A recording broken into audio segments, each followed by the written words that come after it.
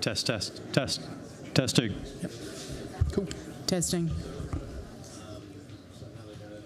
Oh. Good enough for me.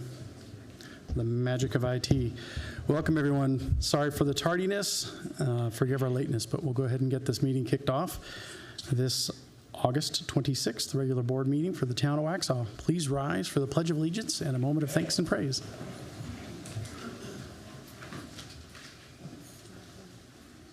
I pledge allegiance to the flag of the United States of America and to the republic for which it stands, one nation, under God, indivisible, with liberty and justice for all.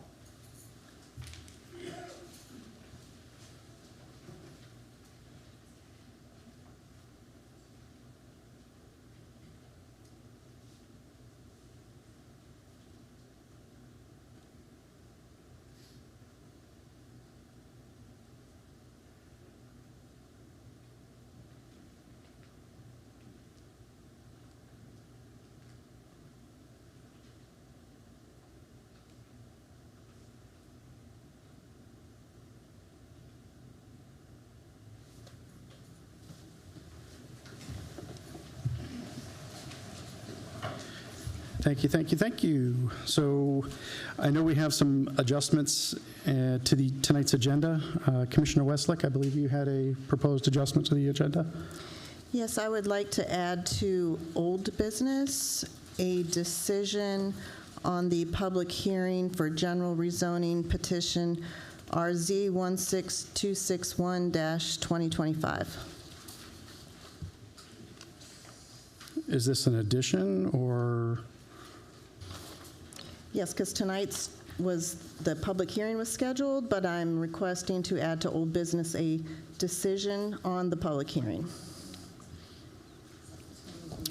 Is there a reason we're wanting to do that tonight? Usually we have a couple weeks to deliberate on a public hearing comment. The applicant has had to wait, and I thought we could give her a decision sooner. We can certainly discuss it. Are there any other objections or comments regarding that addition to the agenda? Okay, so we will go ahead and add a motion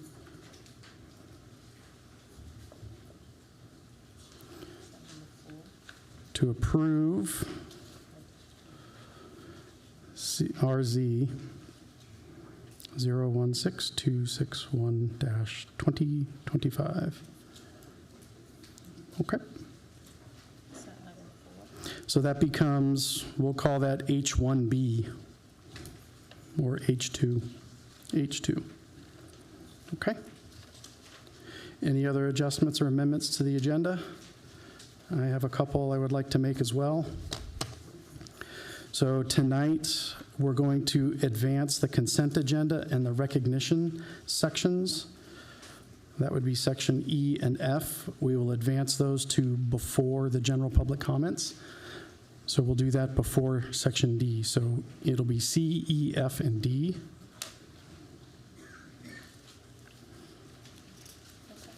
And what was that? We're moving E and F to before D. So the agenda will go A, B, C, E, F, then D. I'm sorry, English teachers.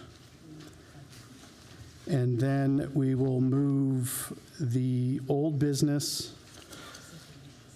Let's see here. Was it old business? Where was it? Yes, sorry. New business item J1.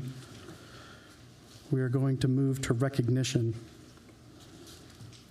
And so J1 is now F0.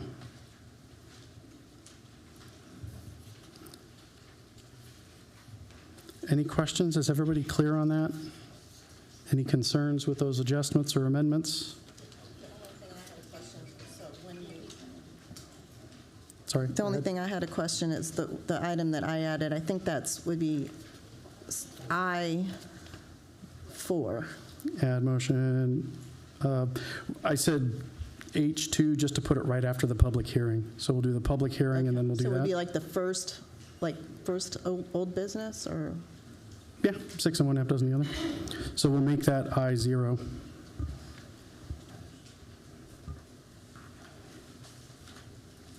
Okay. Any other questions, adjustments, or amendments? All righty. Could I get a motion to adopt this amended agenda?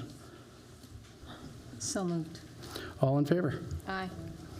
The agenda is now amended. That means our consent agenda is next. Before we jump into the formalities of the consent agenda, we have a very, very special proclamation to administer as part of our consent agenda. So I just want to make sure that everybody hears the proclamation for Mr. Graham Huntley. Are you ready? Here we go. Proclamation recognizing the heroic actions of Graham Huntley.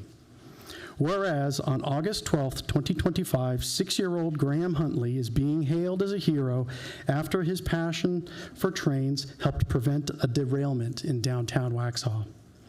Whereas Graham Huntley finds his greatest joy in tracking and watching trains, who doesn't? Whereas, following a major storm, Graham Huntley observed a tree laying across the railroad tracks in downtown Waxhaw and immediately alerted an adult noticing that a train was approaching. He had his eyes open. Good job.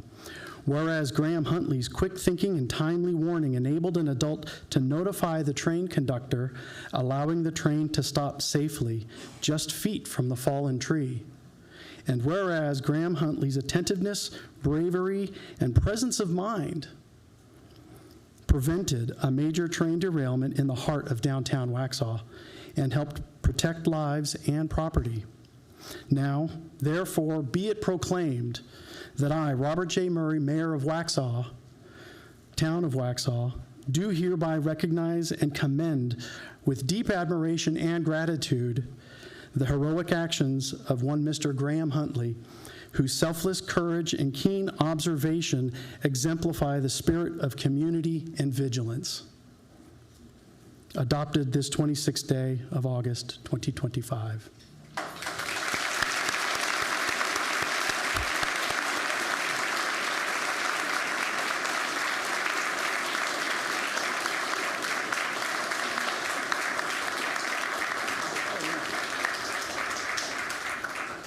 Did you sign it? Not yet.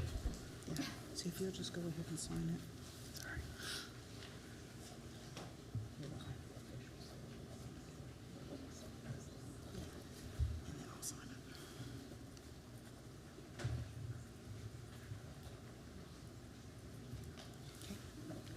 Take that off. Excellent.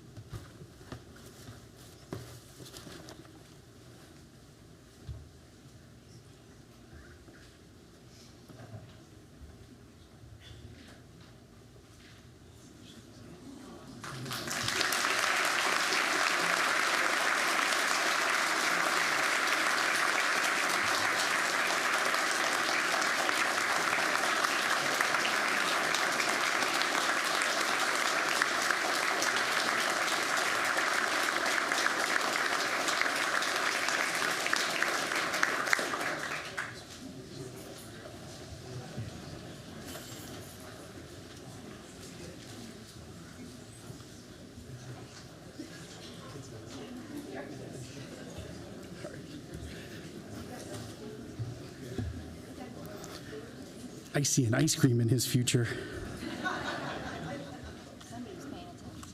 Exactly.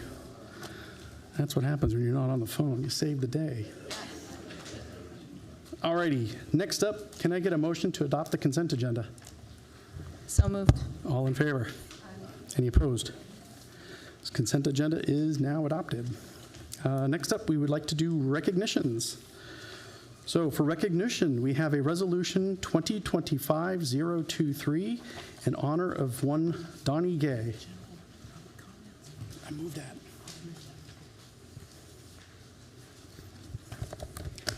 Good evening. We're here tonight with Officer Donnie Gay with the Waxhaw Police Department. He's decided to retire after completion of 31 years in law enforcement.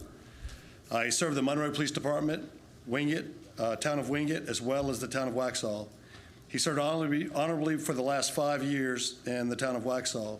Officer Gay has worked endlessly to enforce laws of North Carolina and ordinances of the town of Waxhaw as a patrol officer and as an acting sergeant over the last year. He also has been a vital part of our field force team. Officer Gay's loyalty and dedication has been an inspiration to everyone at the police department. We appreciate everything that you've done. We respectfully request to award him with his service badge and issued Glock 17 sidearm, serial number BVTC 215, in accordance with North Carolina General Statute 20-187.2, subsection A, to show the town of Waxhaw and the Waxhaw Police Department's appreciation. Thank you, sir.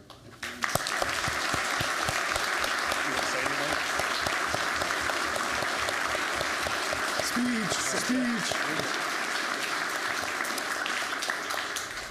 So earlier today, the folks at the department threw a very nice retirement party for me, and I'll just kind of mirror what I said there. Ever since I came here, it's been like family and like a home, and I know you're new here, Mr. Town Manager. I hope you feel that same sentiment as I have. One of my biggest regrets is not coming here sooner, because this is a fabulous place to be, and it starts at the top. So thank you for having me, and I appreciate you letting me stay on to help out as a reserve officer.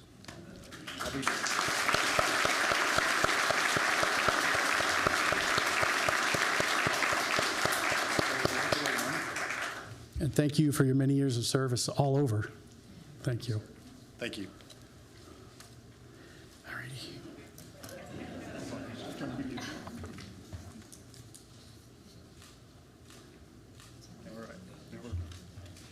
Now we're So can I get a motion to adopt Resolution RES 2025-023? So moved. All in favor? Aye. Any opposed? Nope. All righty. Okay, next up, we will jump back to the agenda for general public comments. This is an official legal meeting, so we will be sticking to the rules strictly this evening as well. We have a lot of folks who wish to speak publicly, so do please respect everyone's time by keeping to your time. You have 3 minutes. We ask your comments to be polite and directed to the board as a whole, not any individual. First up, we have Debbie Oliver.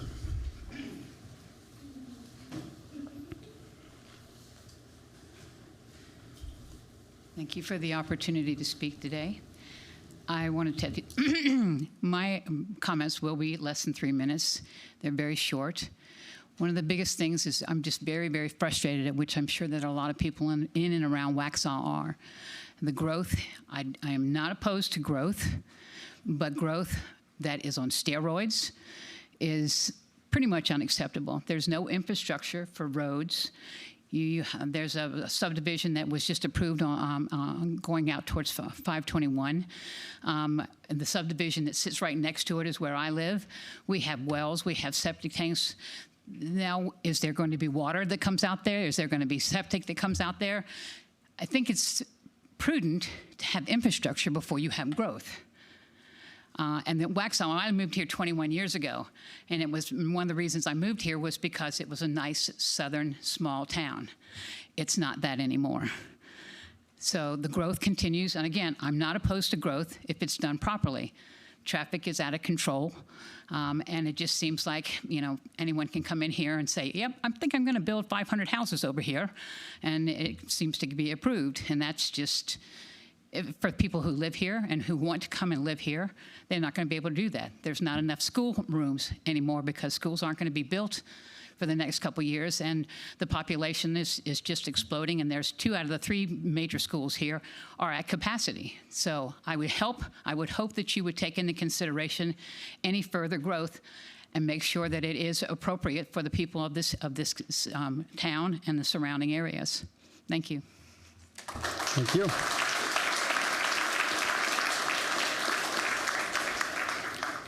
Scott Drums.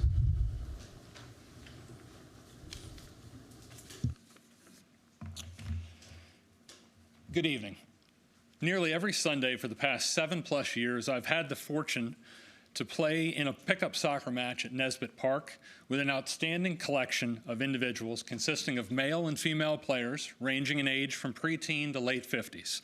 The overwhelming majority of these players are Union County taxpayers, a significant number being town of Waxhaw residents. At its core, it's 2 hours of soccer, but it's much more than that. It's about the player who lost his wife to cancer, those that have faced medical challenges, dealt with divorce or separation, faced depression, lost jobs, networked within this group that plays to earn new jobs, and for those that we've sent off to serve our country in the military. In each of the situations, it's been the players in this group that have been there to lean on, to support, to comfort each other. This match has had its future at Nesbitt put in jeopardy recently by the actions of WAA. A member of WAA leadership told one player that the group needed to become members of WAA in order to be able to continue to use the fields at Nesbitt. The original proposal included an outlandish sum of $300 per player per year to continue to use the public park. One Sunday we arrived and the goals on the fields had been locked up. We went down on the upper fields, we went to the lower fields. We were confronted by the WAA president. While these tactics created an antagonistic environment, the WAA president and I were able to have what we both considered to be a spirited but civil conversation about this. It led to a 1-hour video call that allowed us to develop a more realistic potential path forward. At the same time, I held multiple positive and productive discussions with Dina at Parks and Rec and with Ashley Seidens at UCPS, exploring ways we can continue at Nesbitt working directly with them. Ashley informed us that, in fact, WAA did not have an existing contract in place with UCPS and therefore had no authority to tell our group of individual citizens to exit the field.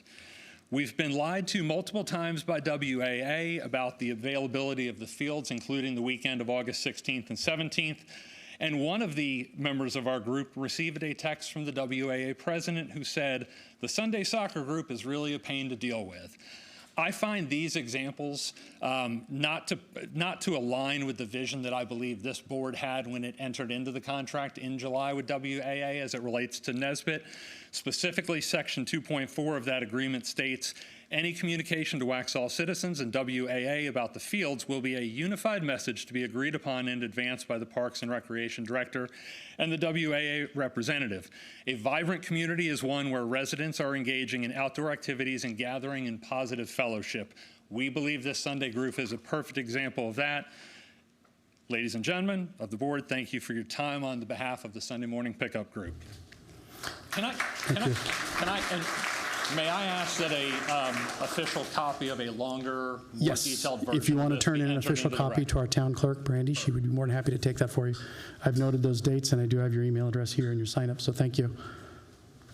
Next up, Mary Lou Romano.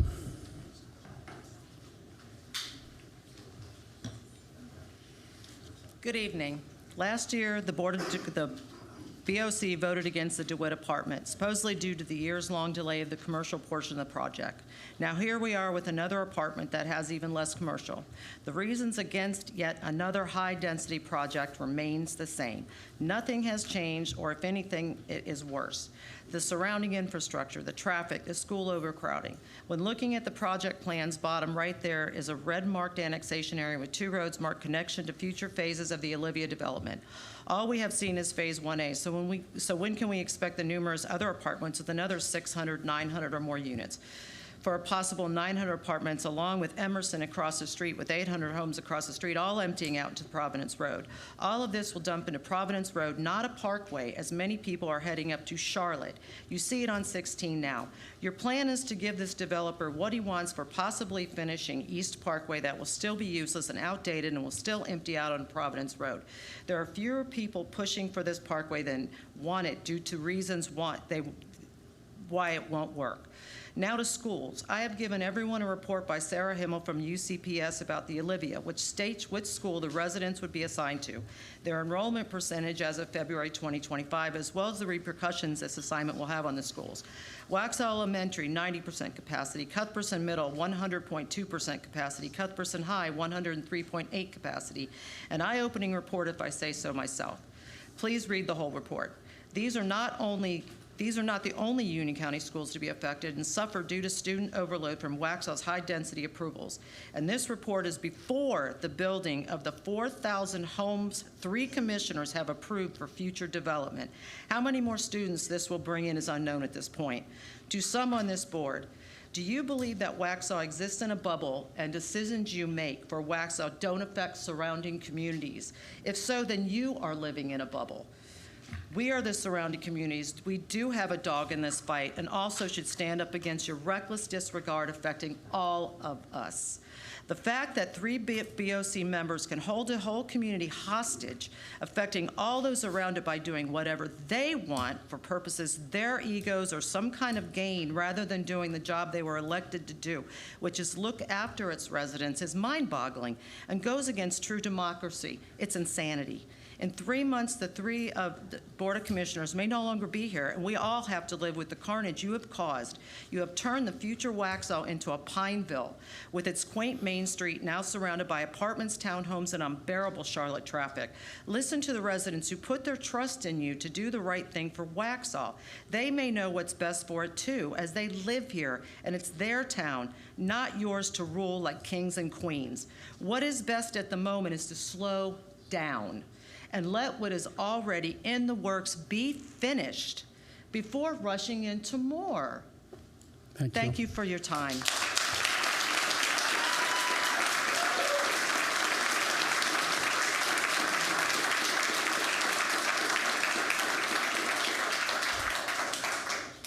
Glenn Dillio.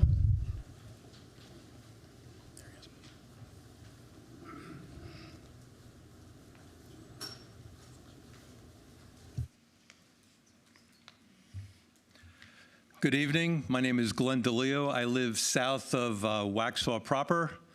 However, I drive through this town every single day, and I mean every single day. My daughter, son-in-law, and my 2 grandchildren live in Quellen, so I have, I'm here to advocate for them also. People get up to speak out of frustration, out of fear, out of anxiety, and a multitude of other issues. I have monitored this incessant, high-density residential development, especially the last 4 to 5 years. I cannot understand how there has not been a conscious downzoning effort to the land use plan starting over 10 years ago. All forecasts call for growth in Western Union County. During my conversations with employees of the paid planning department, they've stated time and time again, the comprehensive land use plan is a living, breathing document, not etched in stone, one that allows change as conditions change in the township. Waxhaw is at a saturation point, not X amount of years from now, now. There are over 4,000 units either currently being built or already approved. Other surrounding municipalities and other areas across the country with once sprawling farmlands have adopted downzoning ordinances similar to R1 or even more stringent in an effort to balance landowner rights and the ability to sell their land and make a profit versus the preservation of land and wildlife, promotion of stability and property taxes, and to alleviate all the problems that come with overdevelopment like traffic congestion and citizen safety. These 2 objectives are not mutually exclusive. The reality is Waxhaw is a funnel from 485. There's only 2 main arteries to travel, Providence Road and Waxhaw and Marvin. There are so many locations along these main arteries that don't have turn lanes. I'm not sure if any of you commissioners drive on these roads every day. It's perplexing how there's no turn lanes and you just queue up in traffic. People cannot get out of their neighborhoods off 16. This leads to frustration and desperation. Try exiting Lowe's or Walmart in the afternoon. Try getting it to Harris Teeter off of Cuthbertson or Kensington in the middle of the day. It's impossible. Try navigating like I do every day past Waxhaw Elementary School and the Triangle at Old Providence Road and 75 near the Circle K. It's so bad every school morning there's a Waxhaw police officer there for 30 minutes every morning. How did this happen? Poor planning, lack zoning, and an overly builder-friendly state. No impact fees, by right regulations, and a powerful and well-funded builders lobby to influence state legislatures. That's the reality. I wish I had more time, but I try to get as much as my thoughts. Thank you.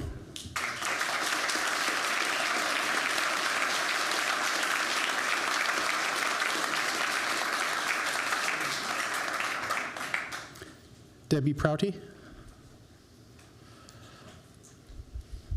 Good evening.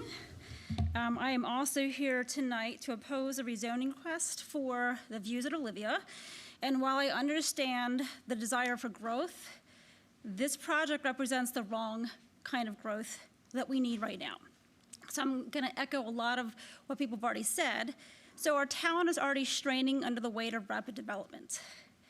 Traffic congestion is at an all-time high, and all of us who have to drive through this, we know that our streets during peak hours are impossible to deal with. I live at the Oaks on Providence, and so there are times of the day it is virtually impossible to make a left-hand turn.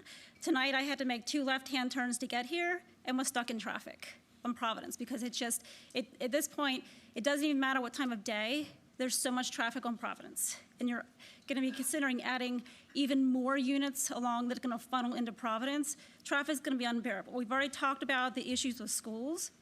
The schools that would serve the children who live in these communities are already at capacity. So where are they going to go to school? And beyond traffic, we must think about water and sewage, which are already stretched thin.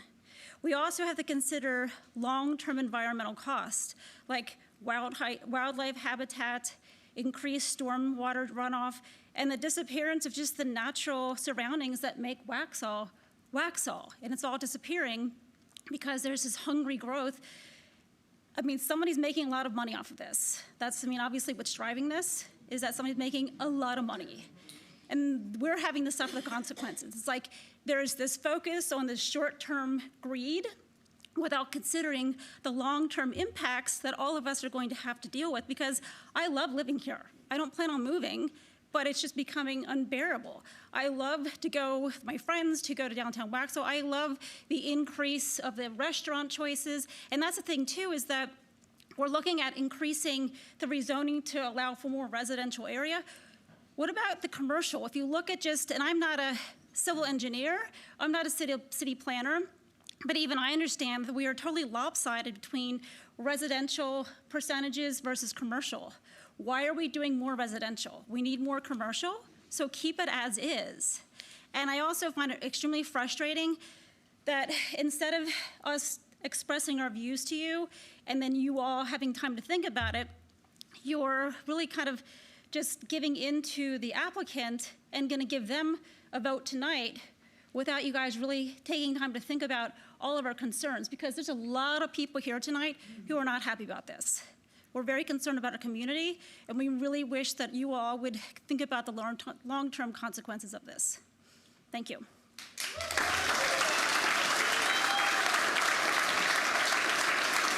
Thank you.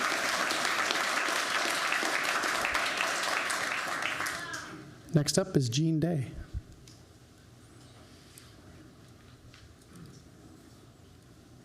Good evening. I'm not going to speak about all the things why this project should not be. You've heard them. I've been to 3 meetings for this. I've spoken at the first one. You know why we shouldn't build this. There is too much growth. The last meeting was despicable. People came out here, the rooms were packed, and there was no quorum and there was no votes because 3 commissioners were not here. You weren't here to hear what the people were saying, what they said at the first meeting. We're saying it again now, and they said it there. We spoke anyway, even though you weren't here to listen to us. Do the right thing. This is phase 1. There's 2 more phases after this. We know that. We've had enough. I moved here because it's a quaint, lovely little town. I wanted to stay like that. I understand growth is necessary, but as others have said here, growth should be done educationally, properly, slowly, so that we can know.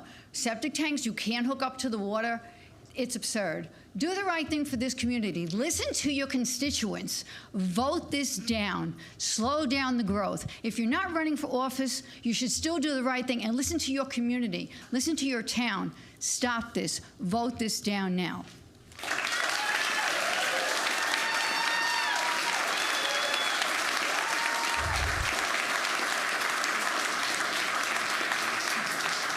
Thank you. John Gochi, or Kochi? Gotchi? John Gotchi. Thank you. Gotcha. Good evening. My name is John Kochi, and I've lived in Waxhaw for 8 years, and I also have been in law enforcement for 25 years. I've investigated and supervised investigations involving computer crimes and fraudulent social media accounts. And let me be very clear, it's not difficult at all to find someone who is behind a fake account, even if someone thinks they can hide behind a VPN on an Android phone. The truth will always come out. Serving on a local government board is a very serious responsibility. Large sums of taxpayer money flow through this town, and the decisions made here directly impact our residents and our future.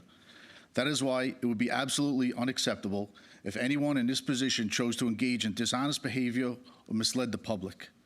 Right now, we have a fake Facebook account being used to spread lies, including the false claim that the mayor is on the take, specifically said.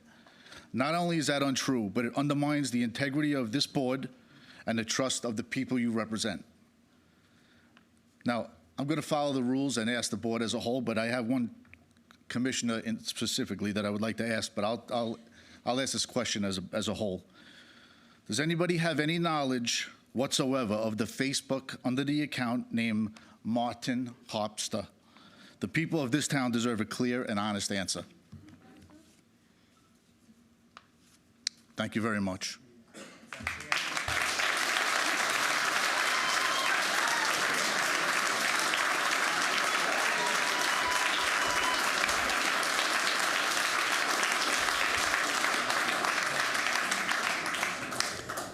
Thank you for your comments. Bob Lisi.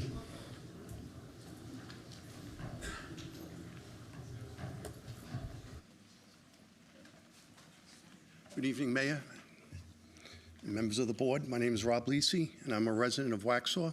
I'm here tonight to ask the board to honor the common sense recommendations of your planning board to deny the rezoning of Olivia. Also, the majority of public comments agree with the planning board's recommendation to deny approval. The proposed 300-plus units would have a devastating effect on Providence Road, which is already congested and unsafe, and would add to our overcrowded schools and overwhelmed services. Everyone can see with their own eyes the traffic and the unsafe conditions on Waxhaw roads. Just trying to get across some intersections can be a dangerous challenge. We do not need to add to this. I am asking this board to put the residents first and vote no on Olivia. Thank you.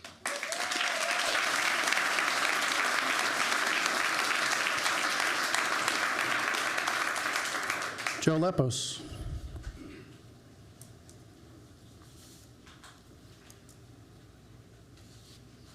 Again, Joe Lepos. I was hoping we wouldn't have to be here again, but I've been in 28173 area code for, zip code for 22 years. Moved recently to the Waxhaw Elementary area about 8 years ago because we wanted to be in a nice, peaceful area close to downtown that we could walk in. We love this place. We love that we've got kids here that are heroes. We love that we've got policemen that have served for 30-some years and serve our community greatly. As I was coming over here today, there was yet another accident over at Rehoboth in 75. Constantly, that's all we have is collisions around Waxhaw all the time. It's become a dangerous place to drive, and these people have caused it all, have made it all happen. And some of you think this is a big game. It's not a game. This is people's lives. Our lives are being destroyed. I've got 4,000 new homes coming in all around us in an area where there was nothing. All of it was R1. I moved into an R1 house just like everybody else did in the area, and now it's all R3, R6, and C, whatever else you want, what you guys wanted to change it into. All of these things have been changed like it's some game for something else. We can't figure it out. It's despicable that some commissioners decided not to come here last week because obviously they've already made a vote on what they're going to do today. They make these decisions well in advance without thinking about the people, despite the fact there's all these people here that are objecting to it. All these people have objected to multiple other things, and every single time it's been ignored. I just don't understand it. I don't know what the reason is. Now, I'm not a guy that gets into politics, but several years ago, I went in and supported a person that's on this board, had lunch with them, said, let's talk about what's going on. I said, hey, this is my kind of person, because they were talking about the fact that we had 89% of the revenue coming in was from residents, and there was only 11% from commercial. That person said, I'm going to change this. It's going to be all commercial. We're going to make sure that that's it, and we're going to change this. We're going to make this town run well. Well, here we are 5 years later, and it's now 93-7. What happened? What happened to the decisions? What were you thinking about when you were making all these decisions in the past to keep on approving things that nobody wanted and that was bad for the town? And why are you about to do it now? That's the end of all I got to say. Why are you even thinking about it? It's just despicable.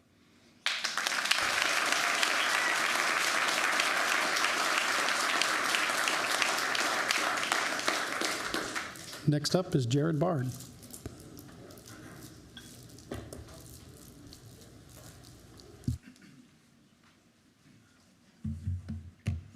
Good evening. My name's Jared Bard. I'm a Waxhaw resident, father of 4, and volunteer baseball coach in Waxhaw Little League. My wife and I were both born and raised in Charlotte, and we chose Waxhaw as the place to raise our children because of the slower pace, historic downtown, and scenic drives with views of farmland, forests, and nature. Some of our elected officials have lost sight of what makes Waxhaw special. It seems some may have sold out to developers with the goal of densely populating our town with apartments and townhomes. At the Board of Commissioners meeting 2 weeks ago on August 11th, 3 commissioners decided not to show up for an important vote on the rezoning of the Olivia project. Our own mayor used the word collusion when describing their decision not to show up, and I would have to agree. Our elected officials are no longer choosing what's best for the residents and current taxpayers of Waxhaw. They're operating in the best interests of developers and money. I have a call to action. We have an important election on November 4th. There are 3 open commissioner seats, and we need to vote. Vote the Waxhaw Wall candidates to stop this growth. Those candidates are for stable growth, stable taxes, and residents first. They're Michael DiLeo, Dan Ferris, and John Gemignani. Do your research and vote in the election. We have an opportunity to take back this town on November 4th. Thank you.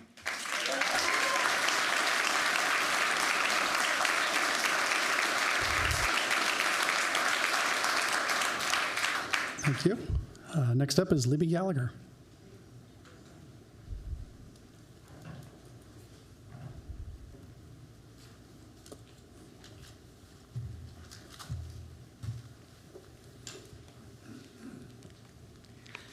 Good evening. My name is Libby Gallagher. I live in Waxhaw. I have 2 topics to comment on, and I will do my best to be brief and concise. The Boudreaux consulting firm presented their proposed plans for adoption regarding our downtown area at the last meeting. Each representative opened with what a lovely downtown we have, and as consulting firms typically do, they followed with the proposed growth they feel is needed. Some of it is severe, and I suspect largely opposed by residents and merchants. For example, a 3-story parking facility, while subtracting 2 other lots, one of which has already been sold, and impacts already affecting many of us negatively. Also, we were told that there are close to 80 merchants desiring space in our downtown. I feel it's a discussion best left alone until the commercial property already in progress is complete and impacts are felt. The second topic I would like to speak on is the deliberate absenteeism from the meeting held August 12th. It was clearly childish and performative. For those members who did not attend, you clearly do not care to serve your constituents. With that said, I politely ask you to resign so that Waxhaw can get on with the business of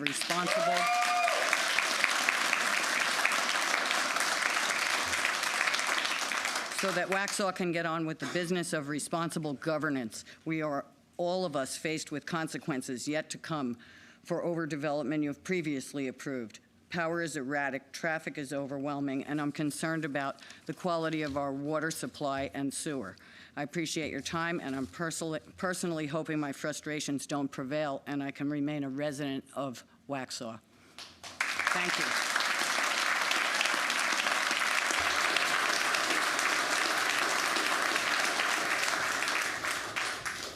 Next up is Dan Ferris.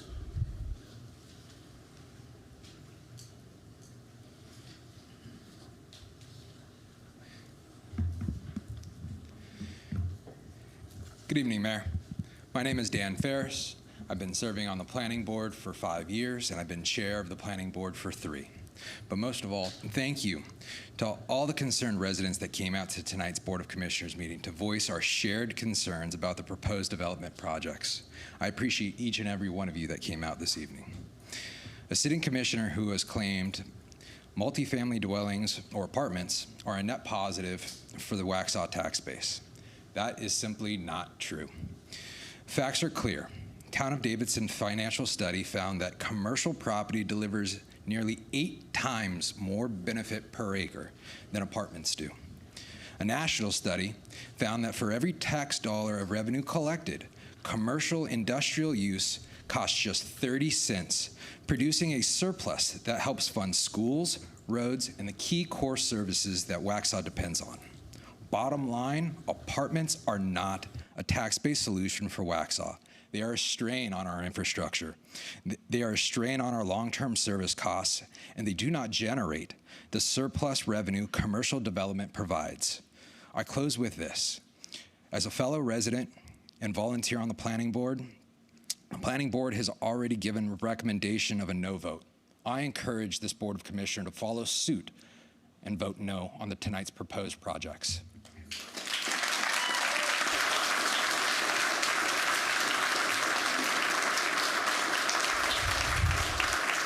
Thank you. Next up, we have Randy Smith.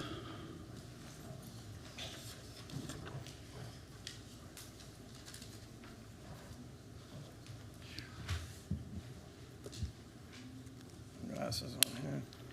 Dear Mayor and members of the board, my name is Randy Smith. Last month, my colleague, I was out of town, he came and support the views of Olivia.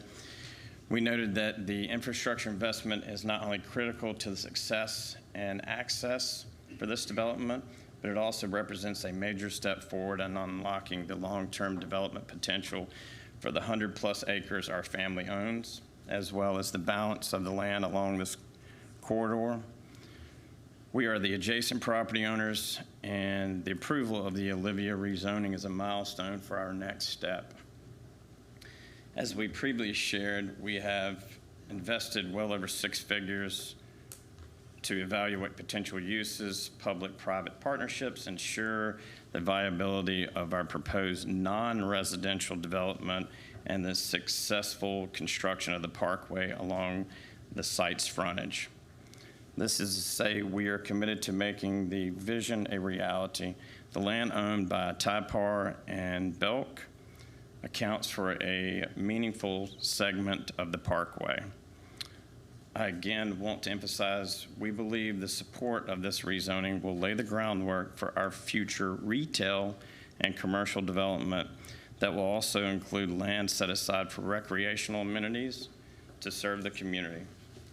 Support of Olivia as a step to increase tax base, mobility, housing choices, and bringing needs and services and amenities to residents and business.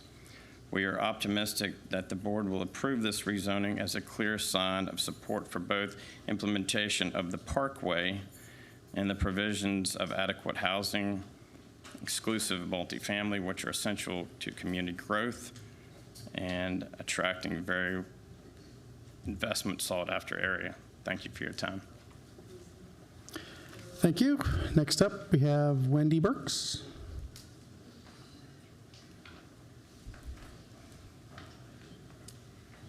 It seems I always have to follow a really tough one. So I'm up here to say vote no to Olivia. That's my feeling, and I want to thank you for the opportunity to come up and share my thoughts. I am for the fight of a balanced, prosperous Waxhaw.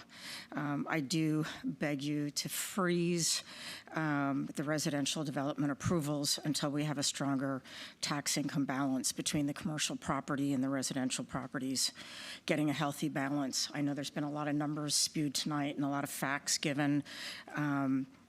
So all of it clearly points to the fact that there is a tax imbalance. It's getting worse. There's a problem with overdevelopment of housing, and there's a huge lost opportunity with commercial property and development. And those are just, again, that's what all of tonight is about. So what I'm asking you is to reflect on those facts and think about what is best for the town of Waxhaw, what is best for the residents, and what is clearly in the best interest of everybody here. What do you want your legacy to be when you make that decision and that vote that leads down the path, whether it goes to residential, more residential, or it puts a freeze on it and says, hey, let's get a better picture of where we are and what we need to do. So for that, I thank you again, and I ask you please vote no to Olivia.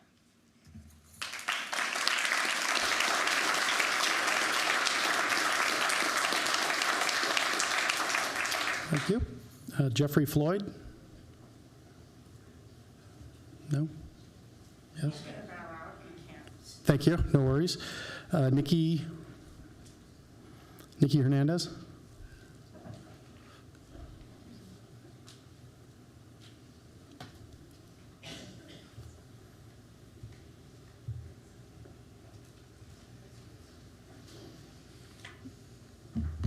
Good evening. My name is Nikki Hernandez. I just found out about this Olivia project today at 1 p.m. I'm a parent of children at Kensington, Cuthbertson, former Cuthbertson, now at CATA students. I'm here to, like everybody else, disagree with the rezoning of Olivia. And I'm just very surprised. I happened to catch this news by chance. I agree with the infrastructure, the traffic, all those things. I'm not surprised there aren't people who have yet said, I'm a parent of these students. And the timing of this is ridiculous. We started school yesterday. Parents are overwhelmed. They're preoccupied with getting their children set up. And this just seems very intentional, very sneaky to put this right on the second day of school. Now, my understanding was this was supposed to happen 2 weeks ago. So I pulled up that video, I looked into that, saw that it didn't happen, and I'm guessing the full intent was possibly to not have many parents aware of what was going on this evening. Two of the commissioners that were not here last week, I just think this is interesting, straight from the bio, from the website, has volunteered at several Waxhaw schools, been a coach on Girls on the Run, worked for the Waxhaw Library, and was a substitute teacher for Union County schools. Another commissioner, let me see, my apologies, has been active in the school system, served on Kensington Elementary, Cuthbertson Middle, Cuthbertson High School site-based management team, where members are involved in decision-making. Now, just to reference this email that somebody talked about earlier from Sarah Heimel of Union County Public Schools, the Olivia apartments would be zoned for Waxhaw at 90%, Cuthbertson Middle at 100.2% capacity, Cuthbertson High School at 103.8% capacity. Some of the problems would be additional mobile classrooms would be needed, inadequate capacity for food service and restroom facilities for students, rationing of access to the school media centers, insufficient parking and queuing space for parents to safely deliver and pick up their children, inadequate planning meeting space for additional staff, and that's just some of the problems that would present. So for those educational bios I just read, I am very confused by what you want your legacy to be. This would be awful for teachers, children, and our community. Thank you.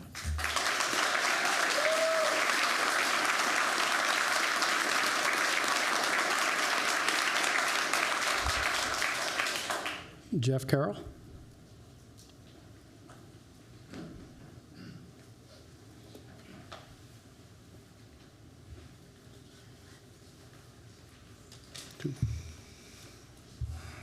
I got about 10 speeches, but I got to narrow this thing down, and I'm a little bit nervous, but I got too much anxiety to be standing here. I've been in this county since 1966, a part of Waxhaw, and I met my wife in 1976, all at Sun Valley High School. So I've been here, I grew up here, and I've seen the changes. This whole night has got me so sad because I love Waxhaw, I love Mineral Springs, I love Wesley Chapel. I got friends everywhere here. But it saddens me that my town is here fighting for something that is so wrong, and I'm sorry. This is all wrong. I grew up, and we all should grow up. Our core, each one of us has got a core. It's our family, it's our school we grew up in, it's our neighborhood we grew up in, and it's the church we grew up in. That's who we all are. We got a little bit of that in each one, but it makes all of us different. But we continue this high density. We're not giving your children the same things I grew up with. I'm not picking on you by no means, and I'm sorry looking at you, but I want what's best for every family that's in here. I made flowers, just letting you know. I've been at Farmers Market, Food Line, Harris Teeter, Circle K, passing flyers out to stop Olivia. And I did that because I care that much. But the people at Harris Teeter treated me one way.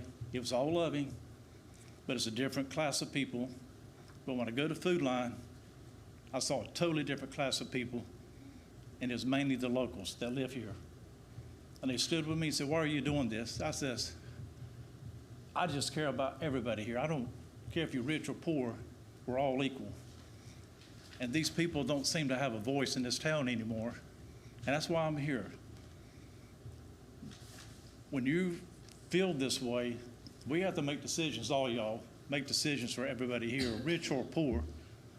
They feel like they're being run out by this town by high density. We're all selling ourselves out. I'd rather each one of us fight for what we have and just protect what we have and just do the right thing for one time for this town. Thank you.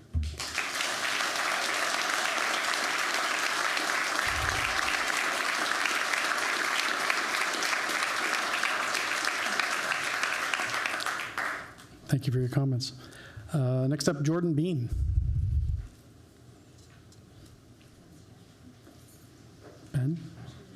Ben, that's an S, sorry. I'm sorry, Jordan. Jordan Ben. Hey, good evening, commissioners. Good evening, everyone. So I'm just here, this is kind of off the cuff. So I, myself, I'm also against the Olivia project going through. Thank you for letting me speak tonight. We have a packed house. Everybody is here to kind of say the same thing, except for a select few, that this is not a good idea for us as a community, as a neighborhood. Let's see. So I was asked by my new friend in the audience. She said, so for growth in general, do you think I could put a brick on my kid's head, on my grandchild's head, to keep him from growing? So I'm not saying that no growth is the right way to go, but no growth right now is what seems prudent at the moment. We need to catch up with infrastructure, with our school systems, to keep all that crowding down. So I am for slowing things down at this point. And in general, like I said, I've gone through the logistics of why this is not a good idea. But in general, you've got so many people in the community telling you one thing. And I just think it would be wise to listen to the people that put you guys in this spot. These are the people you're serving. This is who you work for. It would be wise to listen to them. So thank you for your time. Thank you, everyone.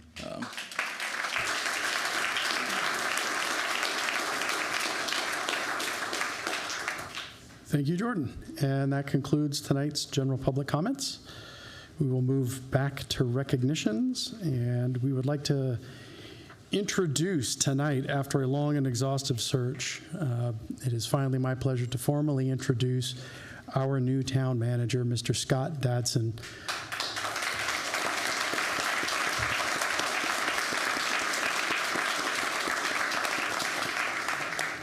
Our interim town manager, Mr. Richard Hicks, has done an outstanding job in keeping this town afloat and getting us through a very grueling budget cycle.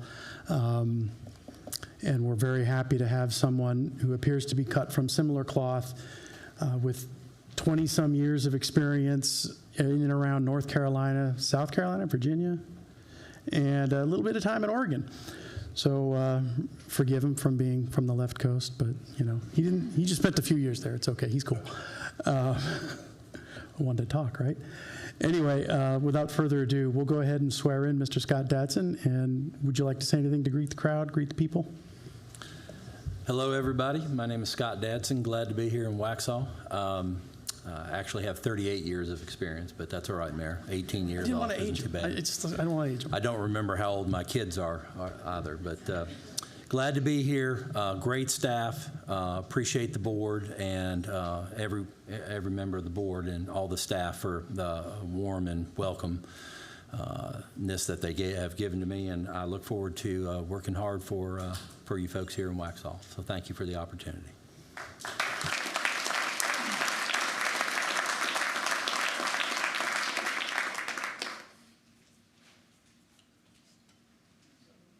Next up, our town administrator, our town clerk will help administer the oath of office.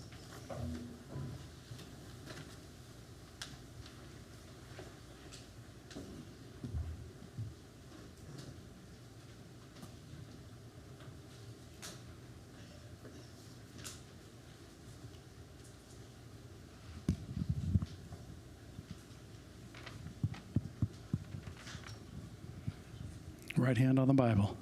Please raise your left hand. This thing's still working? Okay. Please repeat after me. I state your name. I, Scott Dadson, Do solemnly affirm do solemnly affirm that I will support and maintain the Constitution and laws of the United States and the Constitution and laws of North Carolina.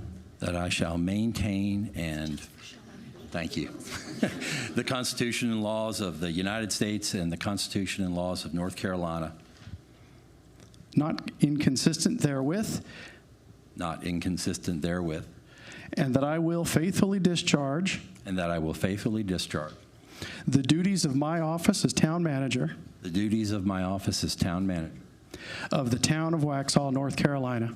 of the town of Waxhaw, North Carolina, And that I will not allow my actions and that I will not allow my actions as town manager to be influenced as town manager to be influenced by personal or political friendships or obligations.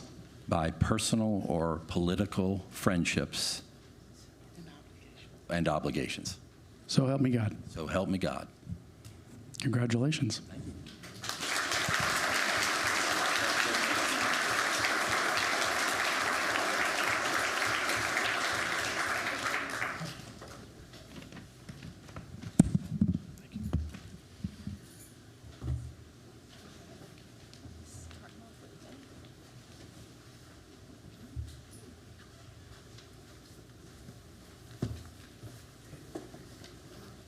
Alrighty. Presentations, none. Public hearings. Can I get a motion to open the public hearing? So moved. All in favor? Any opposed? We are now open. This is a public hearing for the general rezoning position, RZ 016261-2025. And Madison, what you got? Good evening.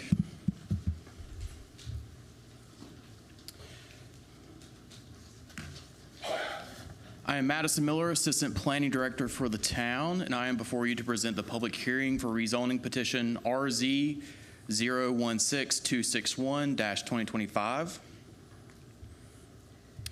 This is a petition requested by the applicant Sharon Debnam for a rezoning map amendment for parcels ending in 042, 043, and 044, a total area of 2.05 acres located at 5017 Waxhaw Marvin Road. The request is from R4 single family residential zoning to NC neighborhood center zoning. And here on the screen, you can just see the view from the north and the south from Waxhaw Marvin Road. The property location, again, is at 5017 Waxhaw Marvin Road. It is formerly the Grace Presbyterian Church. It's a 2,600 square foot structure with an unfinished basement of about 900 something square feet. You can see the 3 parcels outlined there in yellow. It is at the intersection of Utah Drive and Waxhaw Marvin, across the street from Coldwater Mill Drive, which is a entrance to the Millbridge subdivision. And then further south, you can see the future Cottage Park development at Waxhaw Marvin and Helms Road. So this is just an aerial view of the zoning for the parcel. It's currently, again, zoned R4. Everything to the north, the east, and west, and part of the south is all zoned R4. In addition to the west is Union County RA20, one of the many donut holes within our jurisdiction. So along with the zoning, there are a few overlay districts that affects this parcel. So we have the Waxhaw Marvin corridor overlay, which is an overlay to ensure for future development that there's enough right-of-way dedication for the future Waxhaw Marvin corridor. So our Waxhaw Marvin corridor study calls for a future 3-lane section for Waxhaw Marvin, including a multi-use path on the west side and a sidewalk on the east side. And so when you look at it, it would be 50 feet right-of-way dedication from the center line all the way into the property of the future parcel. And then the second overlay is the mobile home overlay, which is one of our 2 overlays for mobile homes that allows mobile home to be built and located on those properties.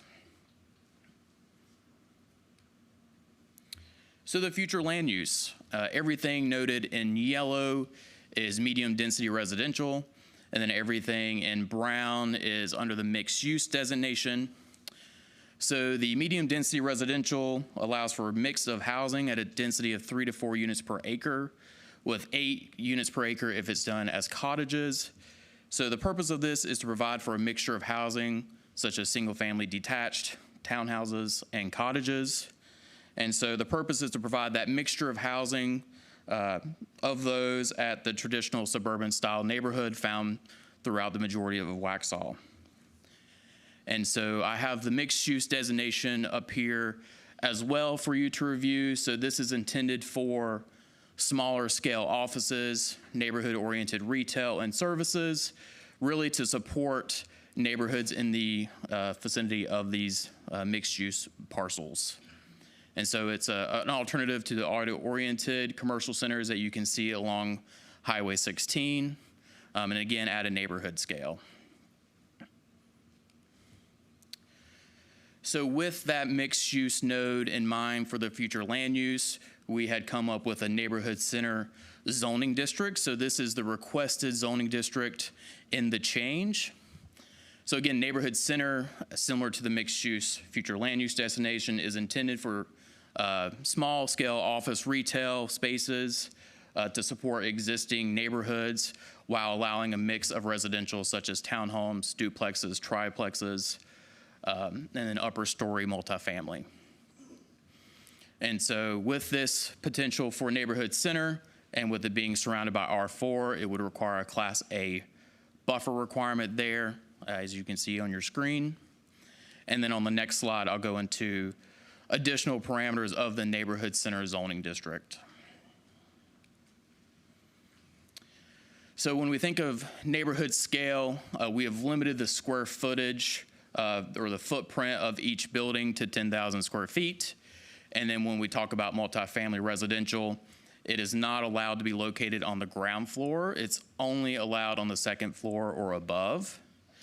And then if there are any additional types of residential uses such as townhomes, duplexes, triplexes, quadruplexes, and cottages, it is required to come back to you all as a mixed-use development and strictly residential projects, if strictly for cottages, townhomes, or the above, would require conditional zoning, which would come before you guys here. And then the maximum residential density for neighborhood center is 8 units per acre for all residential uses. So when you think of a general rezoning request, you have to look at the district as a whole. And so I've provided a snapshot of the commercial uses that are by right within the neighborhood center zoning district. You can see it ranges from anything from office and professional services to community center, all the way down to an animal grooming, pet store, and ice cream and dessert shop.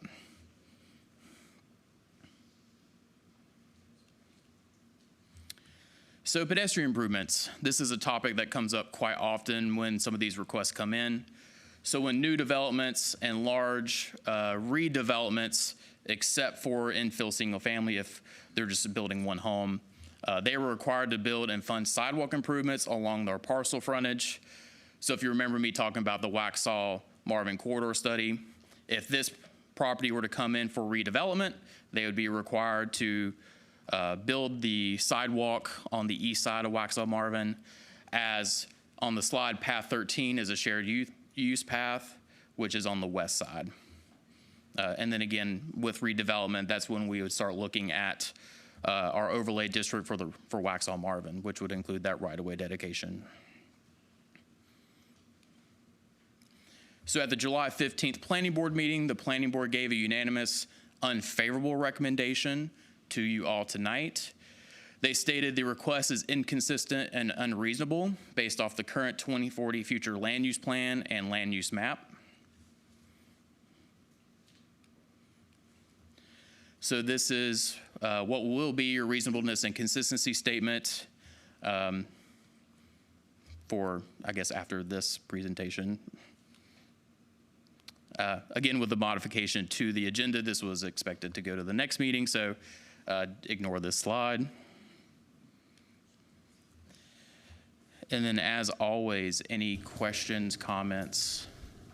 Any questions from the board? And then I'll also say the applicant is here as well if there are any other specific questions. Again, when you're looking at a general rezoning, you're looking at from one zoning district to another. And so this is not a conditional zoning where conditions can be placed on this request. Any questions, comments from the board?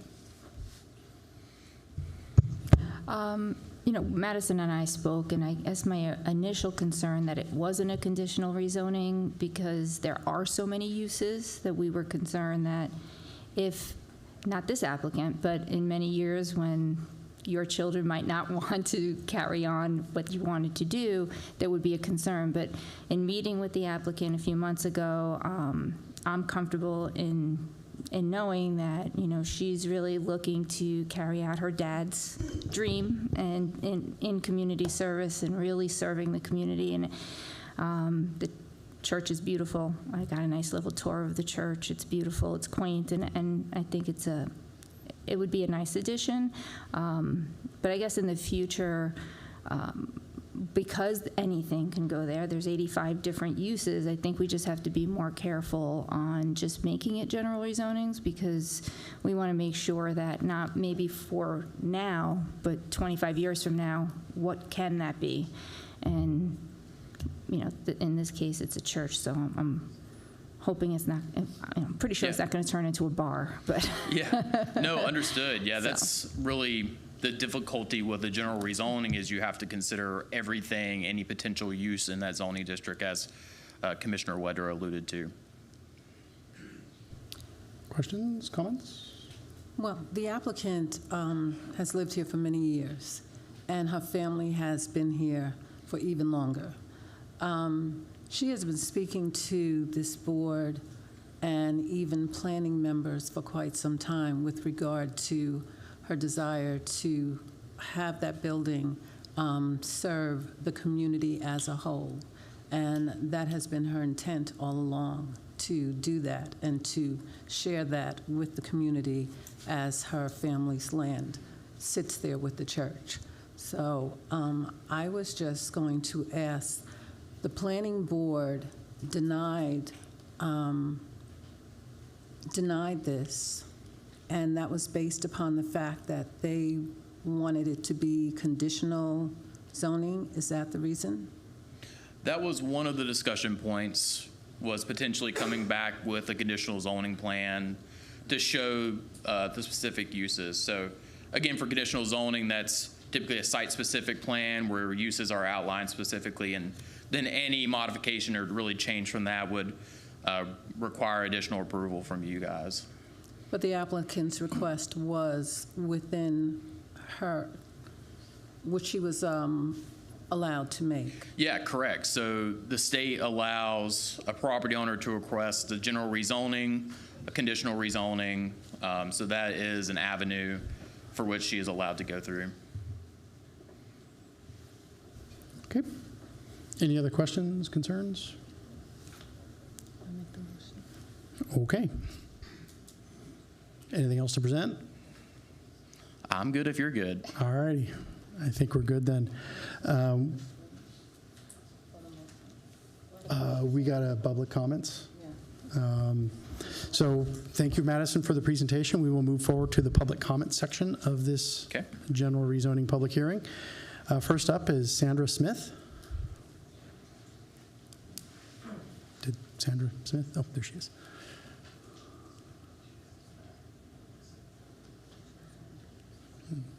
It's fine. Doesn't have to.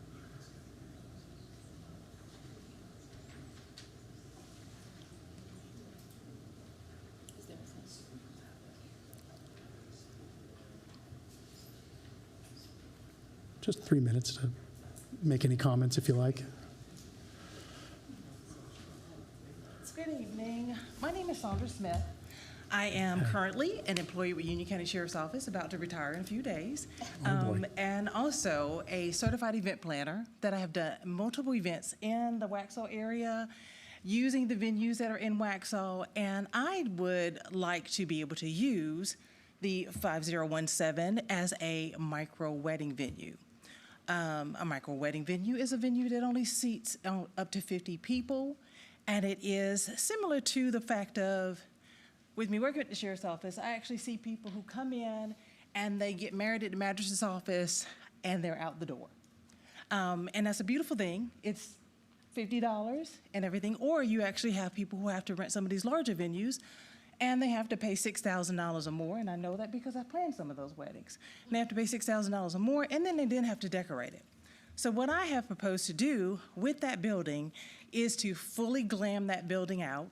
The ceremony area is already set, a bridal suite, a groom suite, and it is just make an appointment, show up, get married in a beautiful venue that is already ready, and it will actually give Waxhaw the opportunity to be the first micro wedding venue in the Charlotte metro area. I have researched, there is not another micro wedding venue in the area, and I'd like for us to be the first to be able to kick that off, and to be that for Waxhaw and everything. You have to come and visit. It's very glammed out, beautiful, ready to serve the community and everything. And I'm looking forward to doing that as my retirement. So I do hope that you guys vote in reference to being able to approve the rezoning, because I would love to be able to give Waxhaw that opportunity to be the first on board with having a micro wedding venue. And again, one of the things I will have to add, there are no receptions. So if anybody's worried about the fact of, oh my gosh, partying and music and all that, micro weddings don't have receptions. They are similar, again, to what you do at the magistrate's office and everything like that. So you get married, so this gives an opportunity for brides to put a gown on in our beautiful, the bridal suite, the grooms to get ready and everything, and to get married in a very elegant atmosphere, and then be able to go and have pictures and enjoy with their families and so forth. But if anyone was worried about the fact of that, oh wow, what is going to happen afterwards? No, there's not any of that type of thing. They can have like something as simple as a champagne toast, and it's only going to be like Welch's or something of that nature, because this is a no alcohol venue. So again, thank you so much for your time, and you guys have a great evening. Thank you, Ms. Sandra.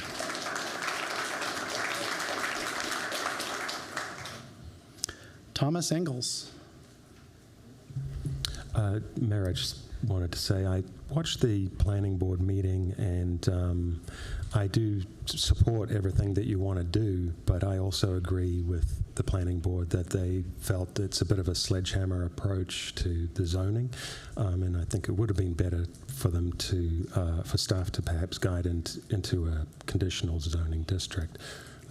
So that's just my feeling about it. Thank you. Thomas Engels? Yes, no? Going once, going twice? Alrighty then, that concludes our public comments for this public hearing. Can I get a motion to close this public hearing? All in favor? This public hearing is now closed. Thank you. Alrighty, moving on to old business. First item of old business, according to the amended agenda, is a motion to approve the rezoning position RZ 016261-2025.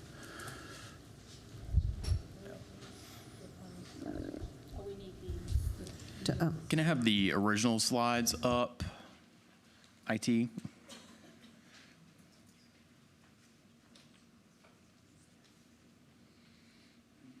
We'll need the reading of the consistency statement as well. Yeah, so we're going to do this a little bit on the fly because I didn't have the actual motion on there, but I have the consistency statement there, which is the more difficult part. So I'll leave it up for you guys to make a motion and then also a reasonable and consistency statement along with that. So as stated, I'm looking for a motion for the approval of RZ 016261-2025, including reasonableness and consistency statement. Yes. Motion to approve rezoning petition RZ 016261-2025 and the reasonable and consistency statement. This rezoning request is inconsistent with the Waxhaw 24 future land use map, but is reasonable and in the public interest as it meets key goals of the Waxhaw 2040 plan. Do I need to keep reading? Keep reading? It encourages the development of non-residential or mixed-use buildings at two prominent intersections. It provides smaller scale commercial opportunities at a walkable distance to surrounding neighborhoods and near other existing NC properties along a major road corridor. It provides opportunity for expanding housing choices, provides for more non-residential tax-based income, and provides opportunity for adaptive reuse and repurpose of existing structure. All in favor? Aye. Any opposed? There's one nay. Okay. Any other? No? Okay. So Commissioner Daunt was a nay. The rest approved, so this motion carries. Thank you, Madison. Thank you, guys. Congratulations. Good luck. I noticed the deck you're building, so I'm foreseeing outdoor weddings as well. You have outdoor weddings as well? I saw the deck y'all are building. It's not really going to be outdoor, though. It's Okay. going to be just for in case they want to do like a toast or something. Yeah. Because again, it is a Lovely. I wish we would have you guys would have been able to see the video. It's beautiful Yeah. to see what's there. I saw it. It was nice. Yes, it was very Check it pretty. out some more. Yep. Thank you. All righty, next up, Ms. Janet Perano. We have a building exterior improvement grant.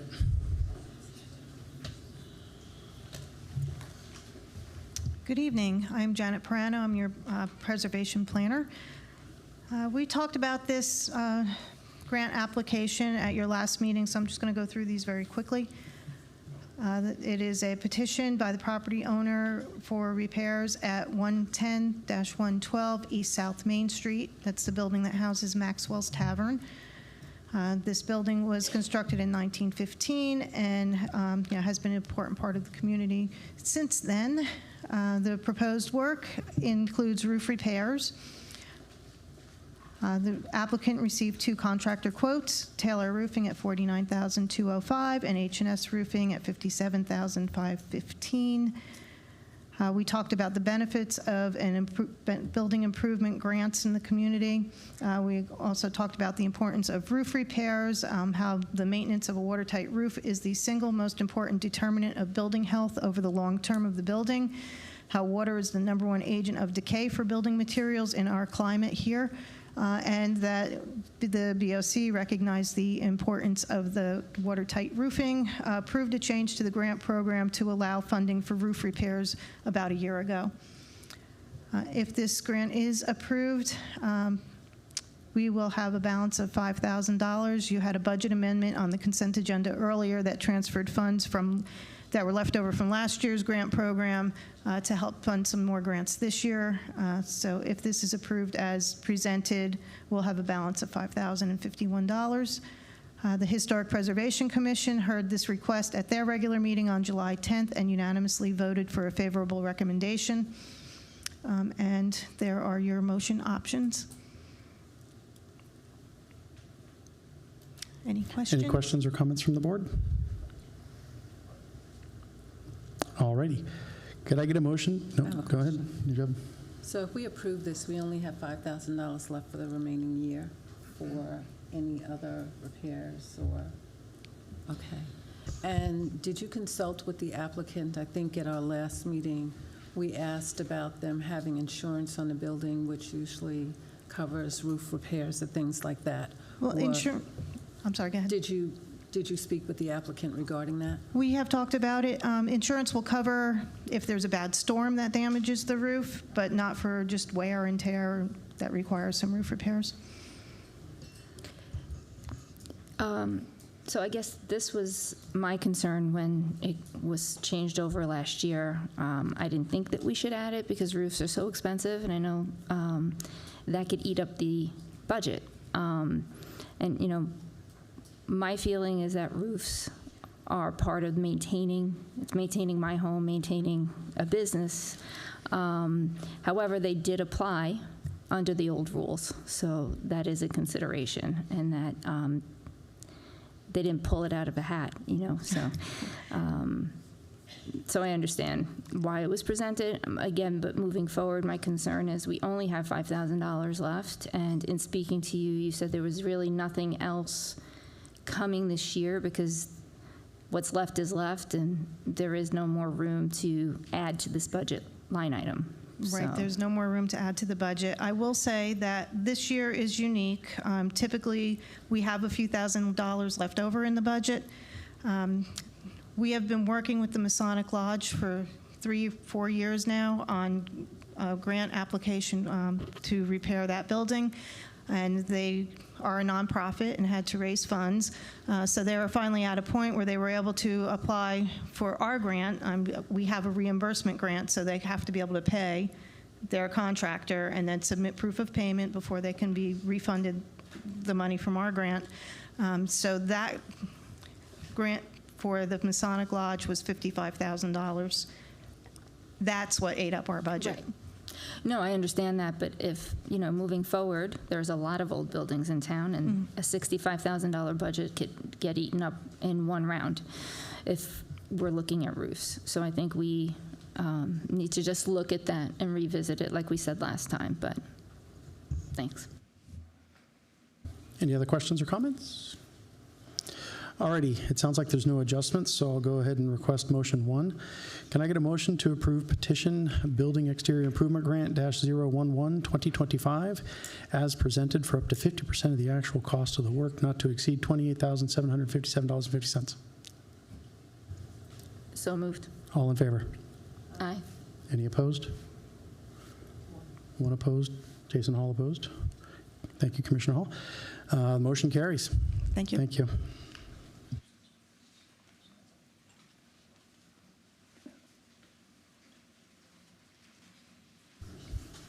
All righty, Blair Israel. Blair's going to be out, so I'm going to cover for him tonight. All right, Kevin. Mayor, What do you got? commissioners, this is Olivia, the views at Olivia. This is a two-step process. First, there is a portion of the property that needs to be annexed. They've requested annexation, and then they've also requested conditional zoning. And so we're going to start off with the annexation portion.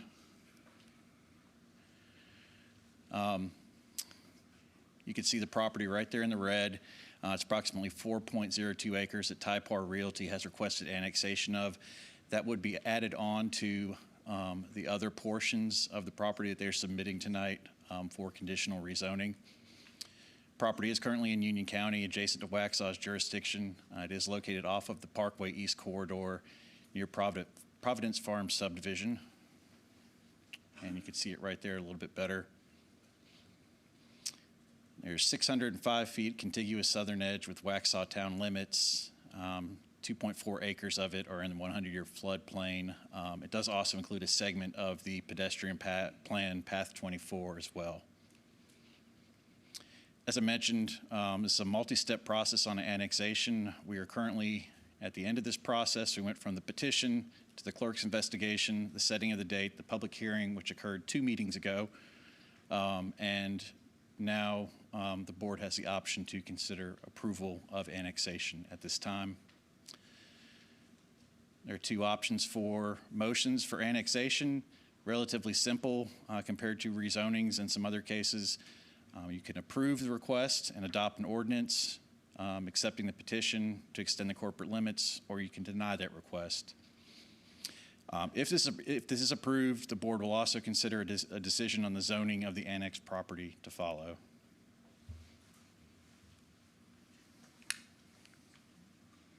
So the zoning is not in that motion? Zoning is not in this motion. This would be just to annex it into the town. Understood. Any questions regarding the annexation petition?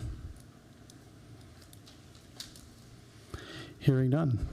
Can I get a motion then to adopt ordinance 2025-016 for annexation petition 18236 to extend the corporate limits of the town of Waxhaw?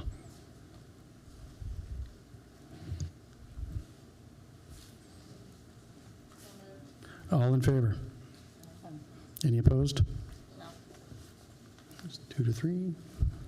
All righty. This motion carries on a 2-3 vote. Next up, we have the decision for the conditional rezoning for petition CD 006-2024, the views at Olivia. The motion passed, is that correct? Okay. Correct. Thank you. Okay. Given that we gave a rather lengthy presentation last time, I'm going to give a somewhat summarized presentation to you all this time. And the developers here as well, I believe that their representatives would like to speak with y'all if they can get some time to do so. This is petition CD 006-2024. It's a request by Tyson Carlton Mark, trustee. There are 4 properties here, as you see, 0614012, 012D, 012DE, and 012B, which is the portion that the board just annexed. The requested change is from employment center to conditional zoning, mixed use CZMU. Total project size is approximately 33 acres, of which about 3.39 are commercial. Approximately 20,000 square feet of commercial space are proposed, 30 acres of multifamily area, and 307 dwelling units in that area.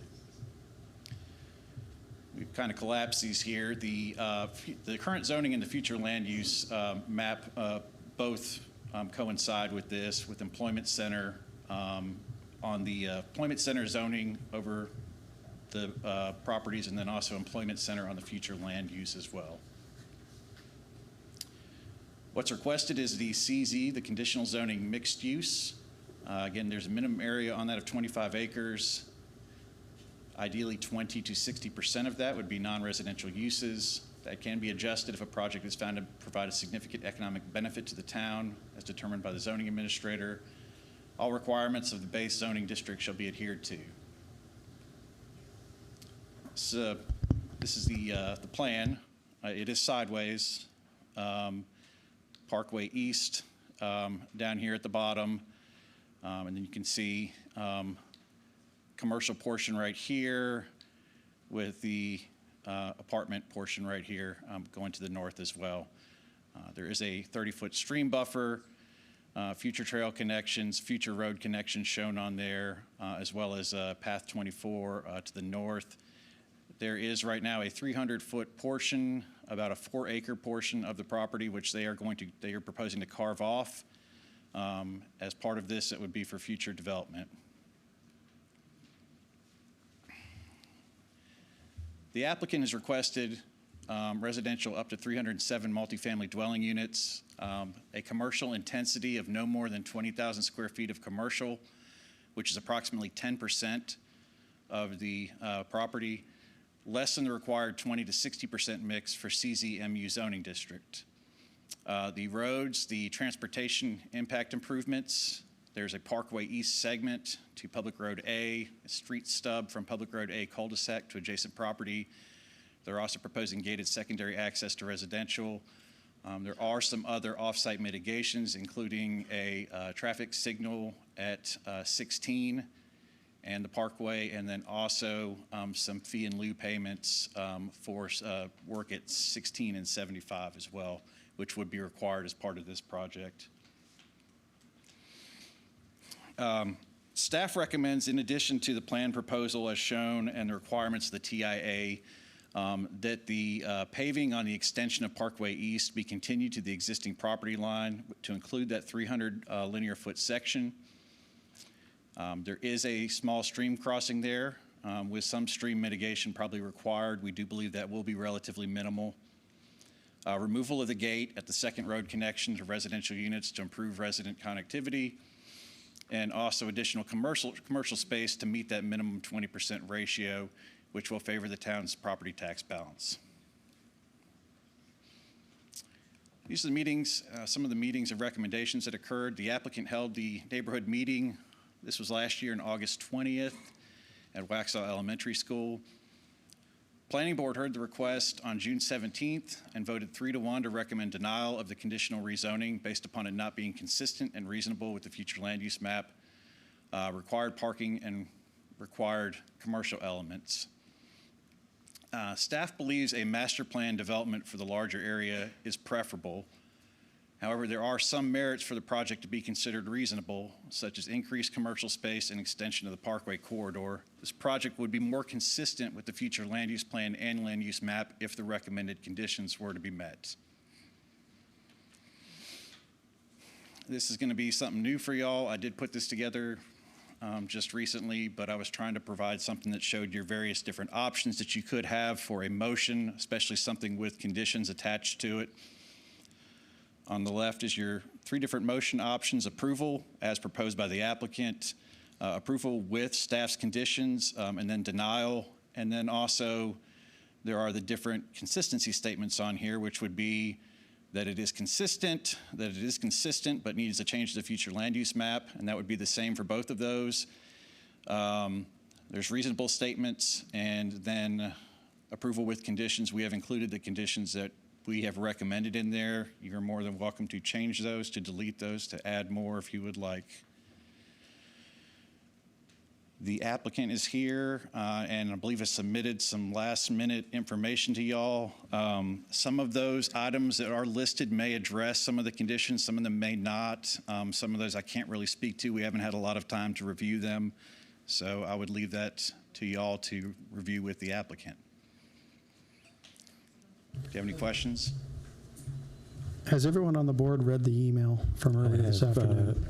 Yes. Can I say something here? Yes, I read it, and I saw in the sentence there it says the proposed use is taxed as a commercial use and could generate more annual revenue than 100,000 square feet of flex office. And then the next sentence says it does not contribute to the residential tax base, but rather the commercial column. But, you know, it's not the residential taxes that are coming in that are the concern. It's the cost to serve residents. And for that reason, I make a motion to deny adoption of the conditional rezoning petition CD 006-2024.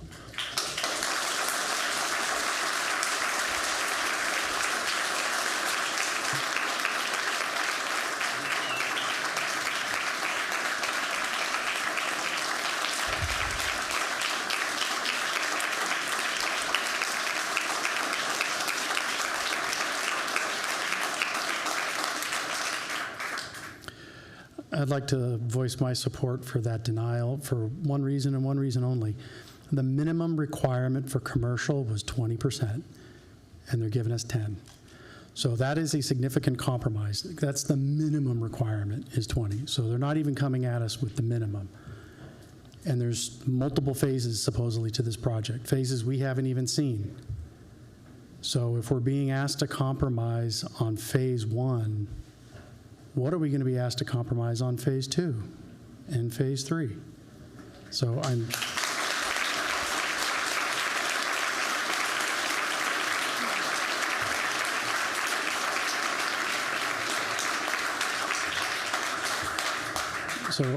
very concerned about the precedent this sets. We have a large amount of EC dotted all over town. The 2040 plan is practically covered with EC. and we're making large-scale wholesale compromises on this first phase with a large segment of that EC. So I would like to see a little bit more, but at the end of the day, I don't have a vote. But I am against this project. I don't think it's right for the town of Waxhaw in all of its shapes and sizes, but not the least of which is it's a minimum. It's not even the minimum. So the fact that it doesn't even meet the minimum, I wonder why we're even still talking about it. And they did, in the email, they did talk about that 300 feet and giving us a bond toward that, a $100,000 bond, I believe, toward that. I can't even, staff hasn't even had time to really digest that Sure, and how right, that would be because it approached came- at this time. It came later in the... We got this at 3 o'clock. so, Correct. Yeah. So can the applicant come up to speak? What, yeah, I just wanted we have a to just say motion, at the moment, even with that, $100,000, we don't know what it's going to cost when it gets built. They have 7 years to even start. So $100,000 in 7 years is going to be pennies. And we don't know what it's going to take to do that construction. So, for me, the applicant should be committing to that if there really truly is a commitment to extend. And the schools are a concern. I dare anyone to go to Cuthbertson Middle School or high school during the change of class, or to find a place for the children to sit and eat. 20 minutes is what they get online, to get their lunch, to sit, eat, and decompress. And it's just not happening.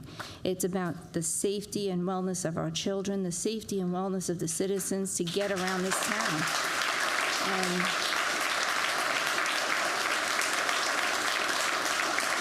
I'm concerned at the size of the project in that small space. It's 307 units. If it's 3 people per unit on average, right? And not everyone's going to have 3. Some are going to have 1. Some are going to have 4 because there's 3 bedrooms. You're talking about 900 people that need to be serviced. So the commercial tax base is outweighed by the people that we're servicing in our schools, our fire, our police. We'd have to hire another 2 police officers probably just for that. So these are the concerns. And I support that no, but there is the rest of the board to hear. Any comments or questions about the motion on the floor? Can we hold the motion until we hear answers to the questions that have been asked? If you have questions, we have a motion, and the motion has to be acted on. And so do we have questions or concerns about the motion on the floor? I would like the questions that were asked of the applicant to be addressed in regards to commercial, in regards to the 300. Were there questions? I don't recall there. There were statements made and regarding what. It's on. So In regard to the statements that were made and in regards to the statements that were just made regarding the commercial. Well, there's a motion on the floor, which means we can have questions and comments from the board regarding the motion. We have to address the motion. I still would like the answers, so I'm going, okay. I don't think Go there were ahead. questions, so if there weren't questions, then. Okay, Well, go ahead. my concern is that the applicant asked to have time to address the concerns that we had at the last public hearing, and I think they deserve an opportunity to tell us what they have come up with. And I mean, we have these conditions in And front they of have- us, and then we and have an email from this afternoon. we got this thing this afternoon, and it looks like some of it has been addressed, so I think it would be prudent for us, before making a decision, to have all of the data to make a decision. But if you want to just go off of the motion, then we can do that. Well, there's a motion on the floor, and we have to act on the motion. So again, the motion is not being withdrawn, correct, Commissioner Daunt? So we have a motion on the floor. Can I get a vote? Commissioner Daunt, how do you vote? Aye for denial. Commissioner Wedra? Denial. Commissioner McMillan? I'm not voting for denial, but with questions. I have questions. You still have questions? Please, people. I am not voting for the denial because I have questions. An abstention is a yes. No. Was it? The denial is We've started Does the vote voting. require an affirmative? Pardon me? Does the vote require an affirmative? Failure to vote is an affirmative. I am not failing to vote. I am saying that I am not voting for the denial. The motion was for denial, though, correct? The motion was for denial. So you would vote approve? I do not agree with the denial. Approve the motion then? So that's a no. Or deny the motion? Is that a no? That's a no for the denial. All righty. Commissioner Wedrick or Wesolek Nay.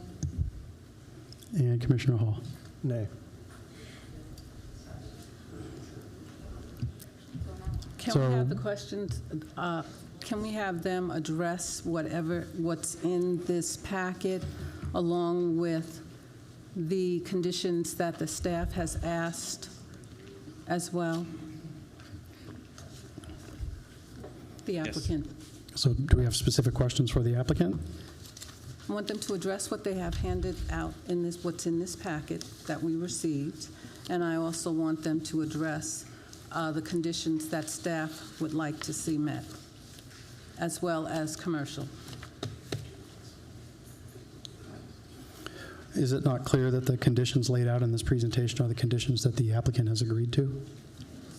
They just said they sent something different here that came in this afternoon, and has that changed in any way to address the conditions that the staff would like to see met? Can you address that?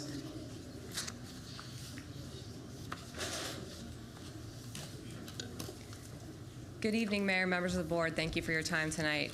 We do want to call out that the property owners have owned this piece of property and invested in Waxhaw for over 55 years. In addition, they're one of the property owners that's provided free parking for businesses in downtown, over 100 spaces. They're committed to this investment. They've been working on this site for decades, trying to work through these options. Sorry, I can't get that clicker to advance.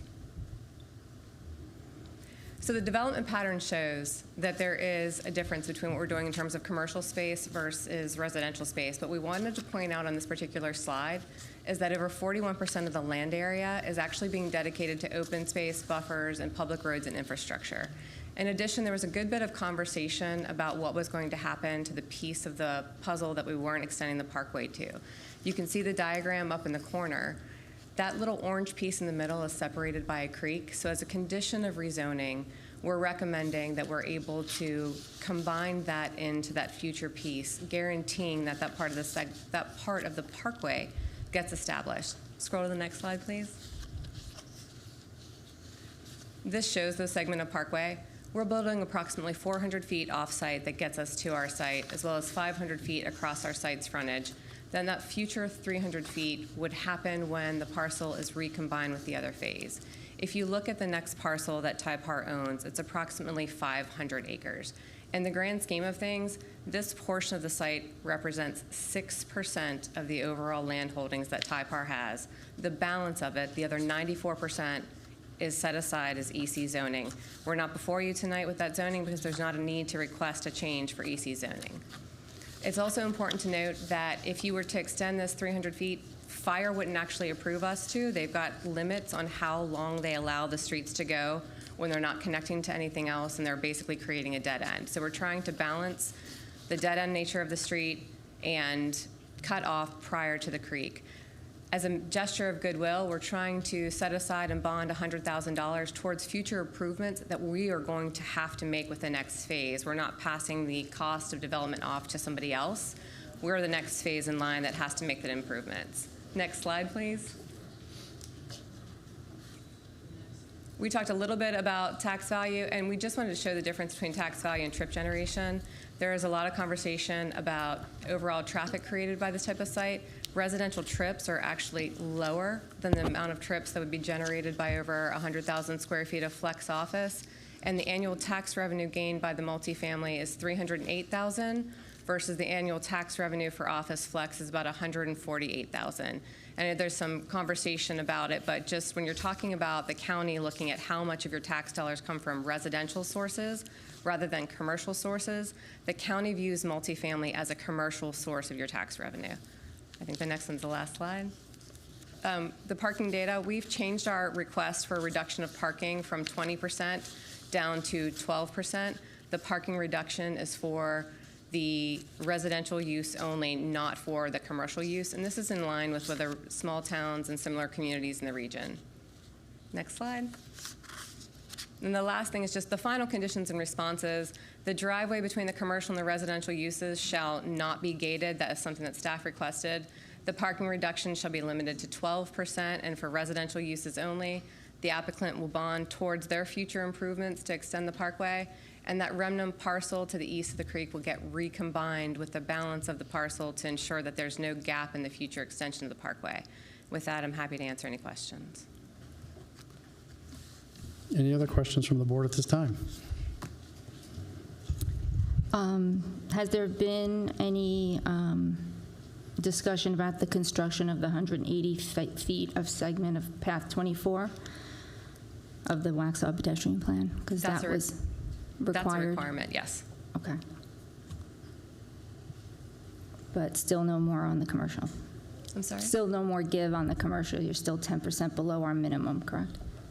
Part of that is because of the topography on the site. The frontage of the site is at a different level than the back of the site, so it's easiest for a commercial tenant to want to be clustered at the frontage of the site, where on the parkway, and anything that would be built behind it would be disconnected. So we felt like residential was the best way to balance out the balance of the site. Except that we have to service every. Sorry, we also have an additional 96. We just have to service every. Yes. Human being that lives in that building.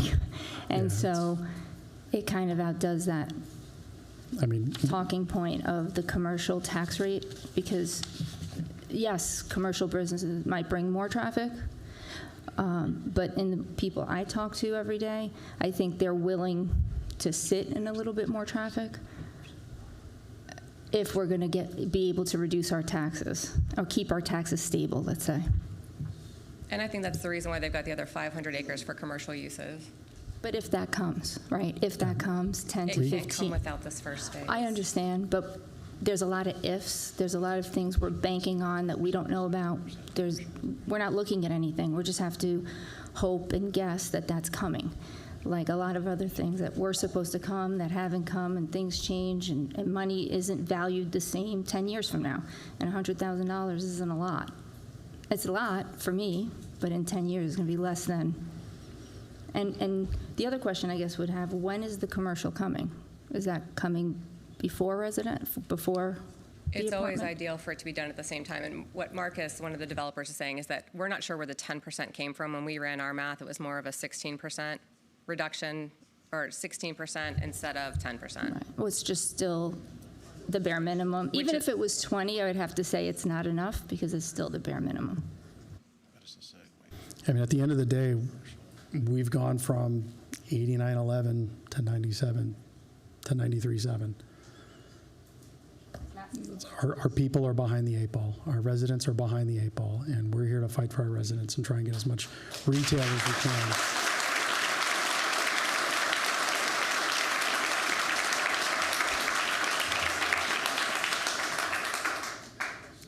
Any other questions for the applicant I at would this like time? to say, Mr. Mayor, that when the interim town manager spoke regarding the numbers, I don't know if it was the last meeting, but he did say that the commercial that we have already approved has not been counted in those numbers, the percentage. Correct. So we aren't really sure if that is an accurate number.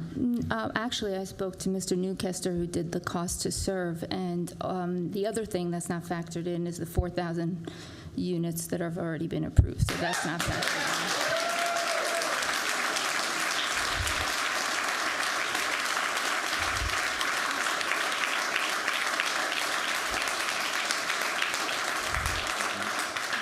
There's a lot of residents still in the pipeline, and I mean, we had a public comment earlier this evening basically highlighting the fact that we are literally out of rec space, and we're going to put 1,000 people in these apartments and there's no rec space to it. That's a concern. That's a concern. I mean, we have Nesbitt Park is our only outdoor park where you can play a game, throw a ball, kick a ball. We got clubs that want to play cricket there. There's no time available for them to do it because it's dominated by the youth sports and such. And those fields get used every day and they get worn pretty hard. And I know that Parks and Rec would like to see those fields rested more, but we can't afford to rest them because there's too many people trying to use them. And this is just going to be 1,000 more people on top of the 12,000 that are coming. So Something that this board has to do is plan long-term. Point of order, Mayor. please, everyone, this is an official meeting and we will keep it official. Thank you. One of the biggest benefits of this project is the beginning of the first section of the Waxhaw Parkway. And while maybe none of us want to see more residential, maybe we don't want to see apartments, we all know that we need roads. And the traffic is the #1 thing that everyone complains about this town, but nobody wants to give a solution. And the Waxhaw Parkway is the only solution available. And this starts Order, please. the parkway.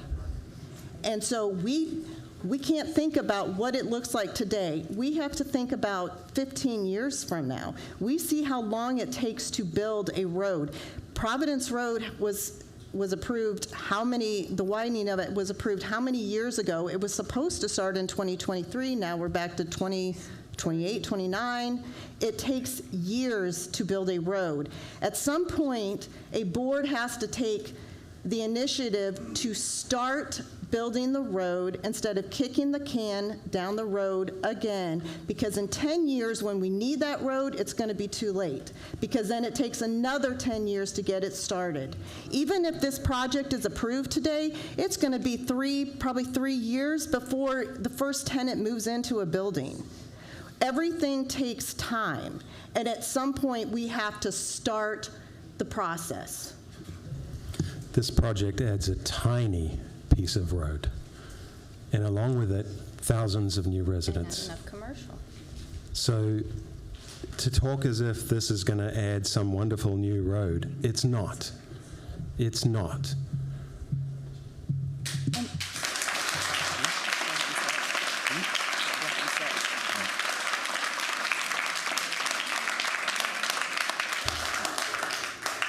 Any other comments or questions from the board? I'd like to make a motion to deny the adoption of the conditional rezoning of petition CD 006-2024.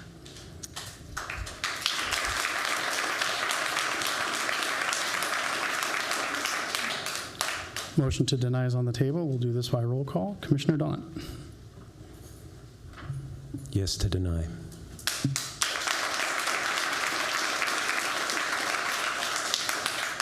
Commissioner Wesolek. Motion to deny is on the table. Wedra, sorry. Yes to deny.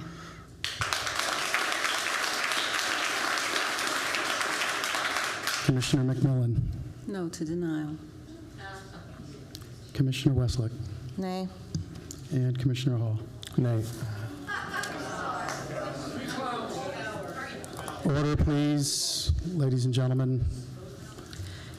All righty, we've had 2 votes to deny, so that leaves us with a motion to adopt the conditional rezoning. I'm confused on the modifications at this point, so I'm hesitant to approve anything at this point because we have an email that has a list of things. We have staff telling us that the email hasn't been thoroughly digested. May I, please? because I think we can still discuss. Can I have staff come, please? And can you bring up the slide that talks about the staff recommendations, please? Yep. So those are your options right there. Well, I was wondering about the staff recommendations. I think it was the slide before that. Yes. And I'm wondering if we could, I know it was kind of last minute to get what they have presented. How have they met some of those requirements? I know that they've discussed opening the gate. The gate being removed was mentioned by the applicant as one of the conditions that they would meet. I'm with the board. I think we would like to see as much of this road done as possible with this development. And it's not happening. I do feel a little bit better about what they're proposing by combining that smaller property to the larger property, but it still puts us at getting a very small portion of road built out there. So I would leave that to you to determine whether or not the extension of Parkway East or not doing it meets that condition or not. It doesn't meet the condition. There's been no additional commercial space added either as part of this. These are not, The items that, I'm sorry, it's Commissioner. just not meeting the conditions. And so if we're talking about property that's coming and that's going to be developed, then we need to work in good faith with someone that's going to benefit the town. It has to be mutually beneficial. And if our own staff is telling us that it's not meeting the minimum requirements, then why say yes? Say no and wait for something better to come along. Something will.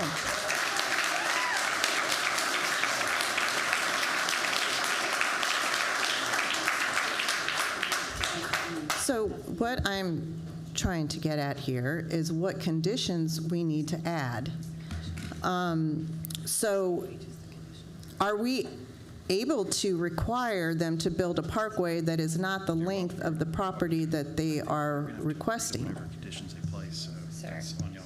I'm trying to make sure that we capture exactly, when I sent the email, I tried to write it as specific conditions. So there are 4 bullet points in there that identify the parking reduction for multifamily shall be limited to 12%. A parking reduction is not requested for commercial uses as an additional condition. No gate shall be installed on the driveway between the residential and commercial. The petitioner shall combine the remaining 6 acres of the site to the east of the creek with larger adjacent parcel. The recombination of the parcels will guarantee the gaps in the future parkway construction. The petitioner shall post $100,000 bond toward the future construction of the parkway in association with the parcels to the east of the creek as a good faith effort, demonstrate commitment to implementing the vision. So those are the 4 conditions that we were proposing be added to the development standards we already provided.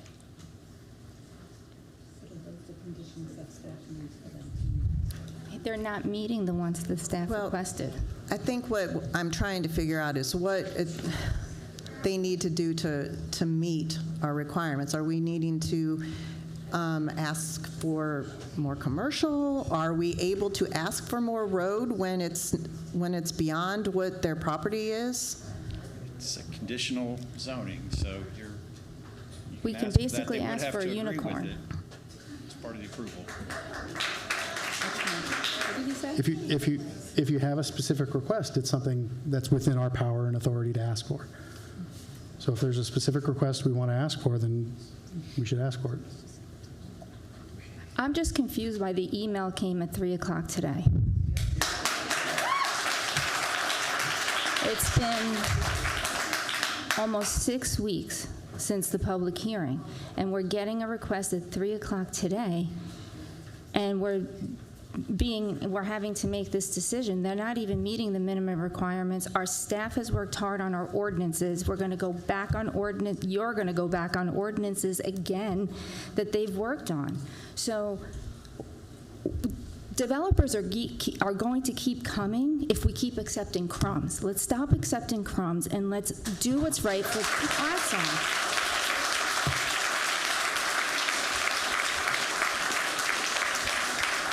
And how about this for conditions? 60% commercial and build the road all the way to Waxhaw Indian Trail Road along with traffic lights.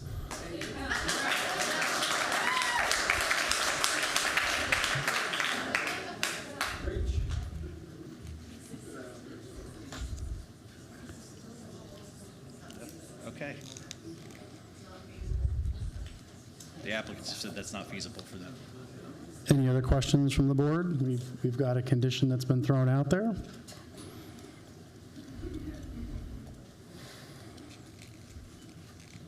Okay. Is there any other information that's needed to vote at this time? How would we know, I know that they've offered the $100,000 bond. but do we even know if that's how much? That's what staff's not ready to comment on that. We don't know, there's no time frame associated with that. We don't know specifically what that would address. So I'm not comfortable addressing that as a condition at this time. Okay. We would need to talk with the attorney about that too. At the very least, it sounds like we need to defer. It's the future. How much more can we defer? These people have come out now 3 times, and then we say that people aren't engaged. They're not engaged because they keep coming, they keep talking, and now we're going to defer it again because of a 3 o'clock email. The email should have come at least 2 weeks ago, at the very minimum. It's not fair. This is not right, and I think we just need to proceed with the vote. We cannot keep people on a string here. I just want to make sure everyone's clear on the conditions. That's my concern. Can we defer until after November?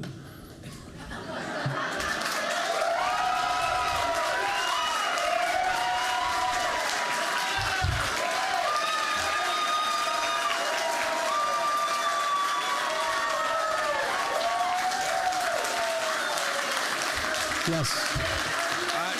Thank you. Thank you. Thank you. Thank you. Do you want to just drop the mic now? I mean, anyway, anything I else, appreciate Kevin? the applause on that. I would recommend asking the attorney when it comes to deferment of these and state law when it comes to continuance and tabling of applications, just to make sure that. I asked a question. Correct. I think you should defer. You're asking if we can defer the vote on this new information to be further Yes. considered? What is the statute? What's the current statute under 160D for when it comes to Length of deferment. continuance of meetings? There is a time frame, I believe, on continuance of meetings. I don't want the board to overextend that. That's why I'm saying that. There is one. Or can it be tabled? You would, well, it's already been heard, and you already had the hearing on it, so you can defer it, but it has to be within those guidelines of deferment. Or can it be tabled? That's my question as well. There's either deferment or tabling. Right. It's just it can't be an indefinite thing. I think there's a time frame there, and I just want to make sure that the board gets that taken care of. I mean, in light of the fact that we got information today, in light of the fact that the staff hasn't fully digested that information. The applicant can always agree to a deferment for however long you want, but you can't, without the Understood. applicant's permission, Exactly. withhold it for longer than that. At the very least, we can table it for 2 weeks. Excuse me, Mayor. On motion 9 of your rules of procedure to defer consideration, there is 100 calendar days thereafter once that deferment is made by the board. That's in your rules of procedure. So we can defer and we'll have 100 days to vote. Yes. Understood. Okay. Does the last meeting count? If they make the motion it's a to reasonable defer question. tonight, if they make the motion to defer tonight, they can defer it for 100 calendar days.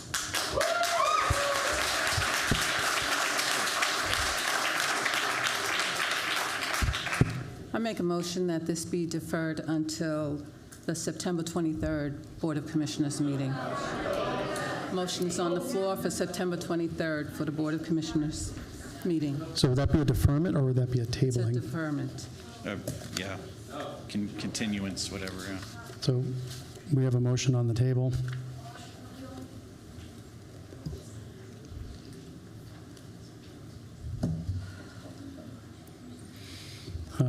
Let's see here, motion for deferment till September, what was that date again, sorry? 23rd.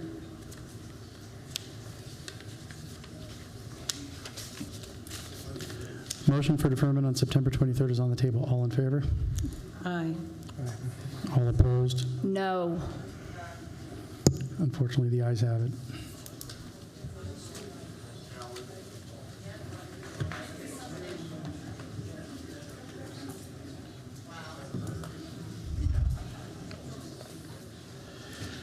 All righty. Next up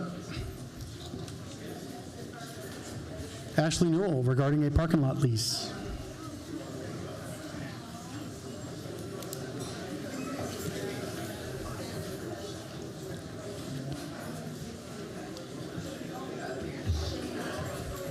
Mr.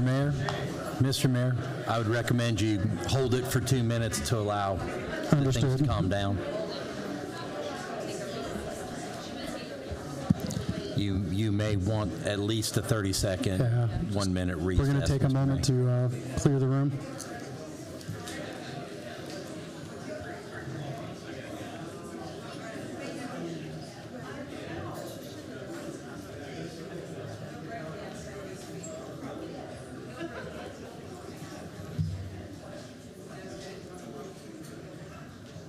All righty.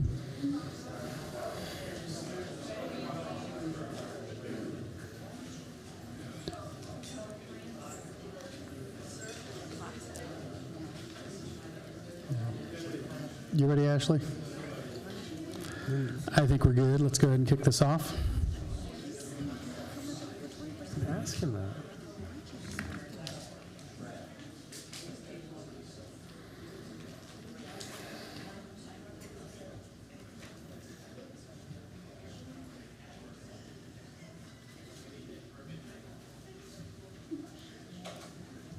Okay.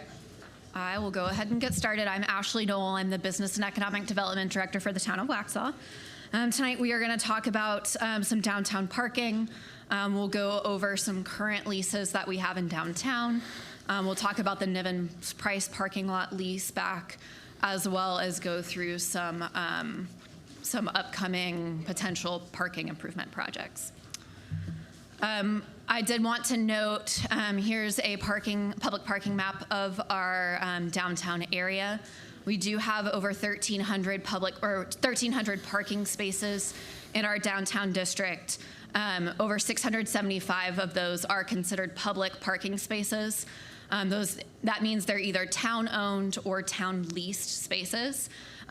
This includes things in parking lots as well as on-street parking spaces. Just a reminder that we do have our Downtown Waxhaw Association Economic Vitality Action Team that conducts a parking study every 6 months. So they count every car parked in every parking space in downtown over the course of 12 hours. Like I said, twice a year. We are currently leasing 3 public parking lots. We lease one on NC 16. It's a gravel lot that has 53 spaces. This property is currently owned by Historic Ventures. We have a lease at the Howie Mine Road lot with 18 spaces. This is a gravel lot at the intersection of Howie Mine and NC 16. There are 18 gravel spaces in there. And then we also lease the Women's Club lot. This is on the south side of 75 next to the Waxhaw Women's Club. There are 30 spaces in that lot, and it is a paved parking lot. And then that property is owned by the Waxhaw Women's Club. I've included here some current lease info for those 3 leases that are currently active. That first one, Historic Ventures, we maintain that lot. We did spend about $25,000 to improve the space. It had an initial 2-year term. It renews yearly unless one party terminates. So we're currently in that. Like I said, 53 spaces there. The Ken Heinball lot is that one at Howie Mine. We pay $4,800 a year for that plus property taxes. We have a 2-year term on that lease that does, we will need to renew that this fall in December. Like I said, 18 spaces, so we pay about $266.67 per space.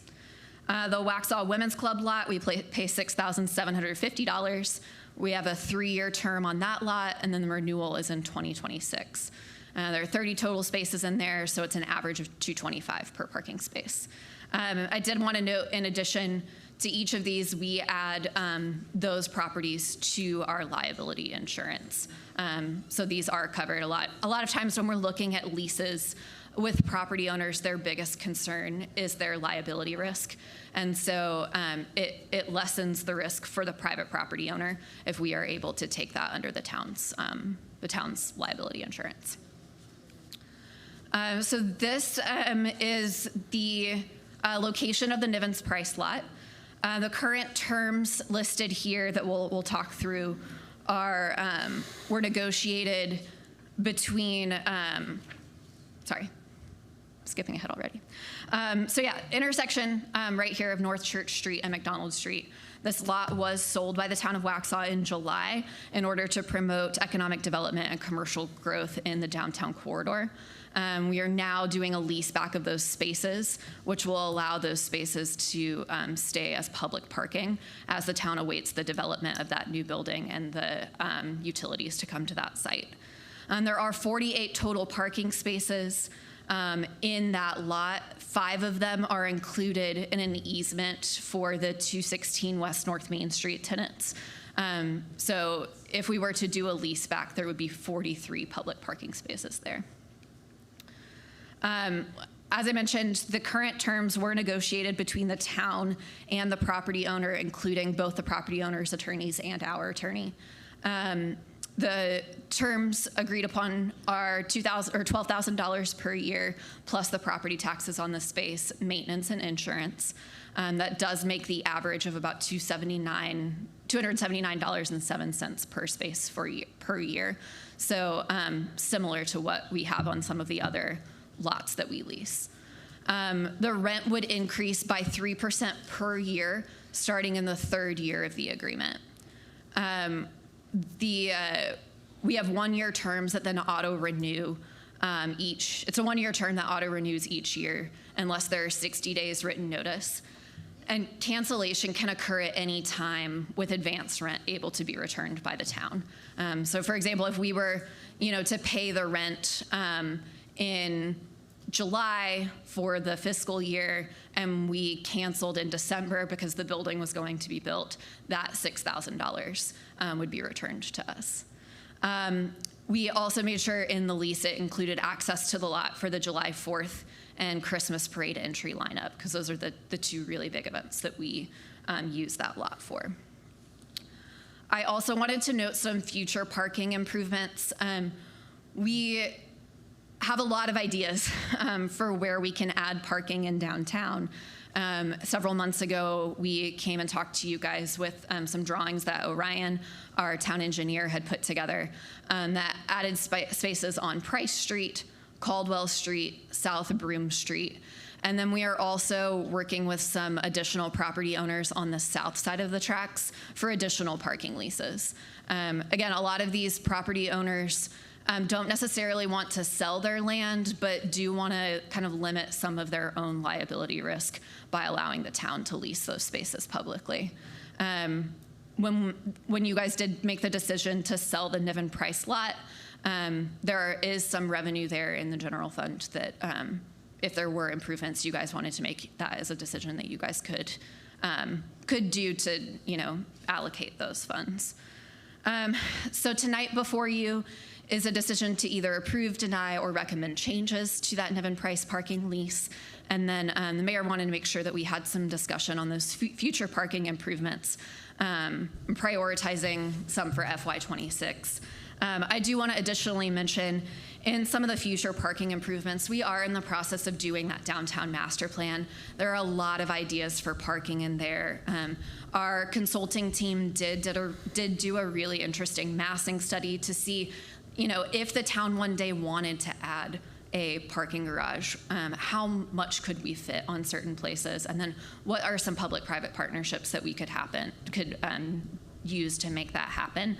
That's not saying that we would get a parking garage, but that's saying that we are, the town staff, we are looking ahead for parking improvements in the downtown area to make sure that we are providing adequate parking as the commercial business district grows. So I will. Mayor? Any comments or discussions regarding this item? Yeah, I had a question because I was looking at the parking lease and it starts July 25th. Does that mean we're paying for a month when we didn't really use the lot? So we started it on July 25th because that is when the property sold. But you're right. Now we've gone, almost 2 weeks with the lot being closed. So Matt, It's like that a is month ago. maybe I something mean- we should look at in the lease to make sure we're not paying for those 2 weeks. Because And- there were 2 weeks that we didn't use it. Yeah. And I was also, just curious. I mean, it's not a big difference, but why we're paying more per lot for this one? One of the considerations is that it is a block closer into downtown. It's a little bit more kind of consolidated into downtown, a little closer walking distance to the commercial buildings. Any other questions or comments? Yes. I'm just curious. I wasn't even aware that there was going to be a lease for this parking lot until I saw it on the agenda. It was never mentioned during any of our discussions in closed session regarding the sale of this property. And honestly, if I had known there was going to be a lease, I probably wouldn't have voted to sell the property. I'm curious to know when, and I don't know who all was in this discussion, but when we found out that there was going to be a lease required. So the buyer was adamant about not wanting parking included in the sales agreement. So we knew that there was going to be a separate lease back for the spaces. That's the agreement that's coming before you now. And I will say I failed to mention that in our discussions. And so I take full responsibility for not mentioning that to you guys. Okay, so the buyer had stated that originally, and we just were not made aware of that. But in selling the property to a private person, then the property no longer belongs to the town. So even at the time that you were doing the agreement to sell the property, was it not a consideration to have that discussion with the buyer prior to signing the agreement as to what it would look like for the parking with the town, and what kind of arrangements would be made before it was signed? And if in fact there was going to be such an arrangement such as this, then to bring it back to the board? Yeah, we had discussions on leasing back the space. I don't think that any of us we were trying to balance the access to utilities at the same time when we were going to have access to water and sewer, and figuring out those timelines with the county. And so we weren't sure how that timing was going to land, and we have now found out that water and sewer are going to take a while. So we didn't expect this lease back to be this timing. So technically then, because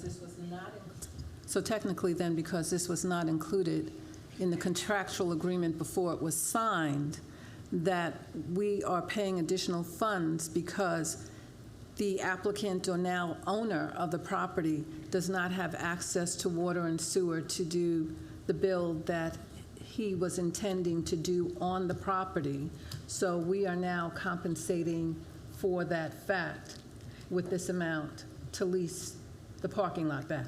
Yeah, right now we are waiting for the new water line connections to come through in downtown, as well as the switchover from the current septic system to sewer on that location. So was it ever a consideration for anyone who was sitting at the table? I don't know who was at the table. I know whoever our former town attorney was in discussions, or whoever, to put a pause on that based upon the ask then of the applicant who did not own the property at that time, and then bring it back to the board for further consideration? I can't speak for the former attorney if she had discussions with his legal team about that. Well, but didn't Ashley say that just now, though, that he was adamant about not having parking conditions? In the sales agreement specifically. In the sales agreement. Right. However, that information However, that information was only known to the discussions with the attorney, but it wasn't known to the discussion here with the board. So my question is, if that was known at that time, to put a pause on even the sale of that lot, to bring that discussion back to the board. I agree. I feel like this board was not given full disclosure of this contract. I wish at this point we could get out of it.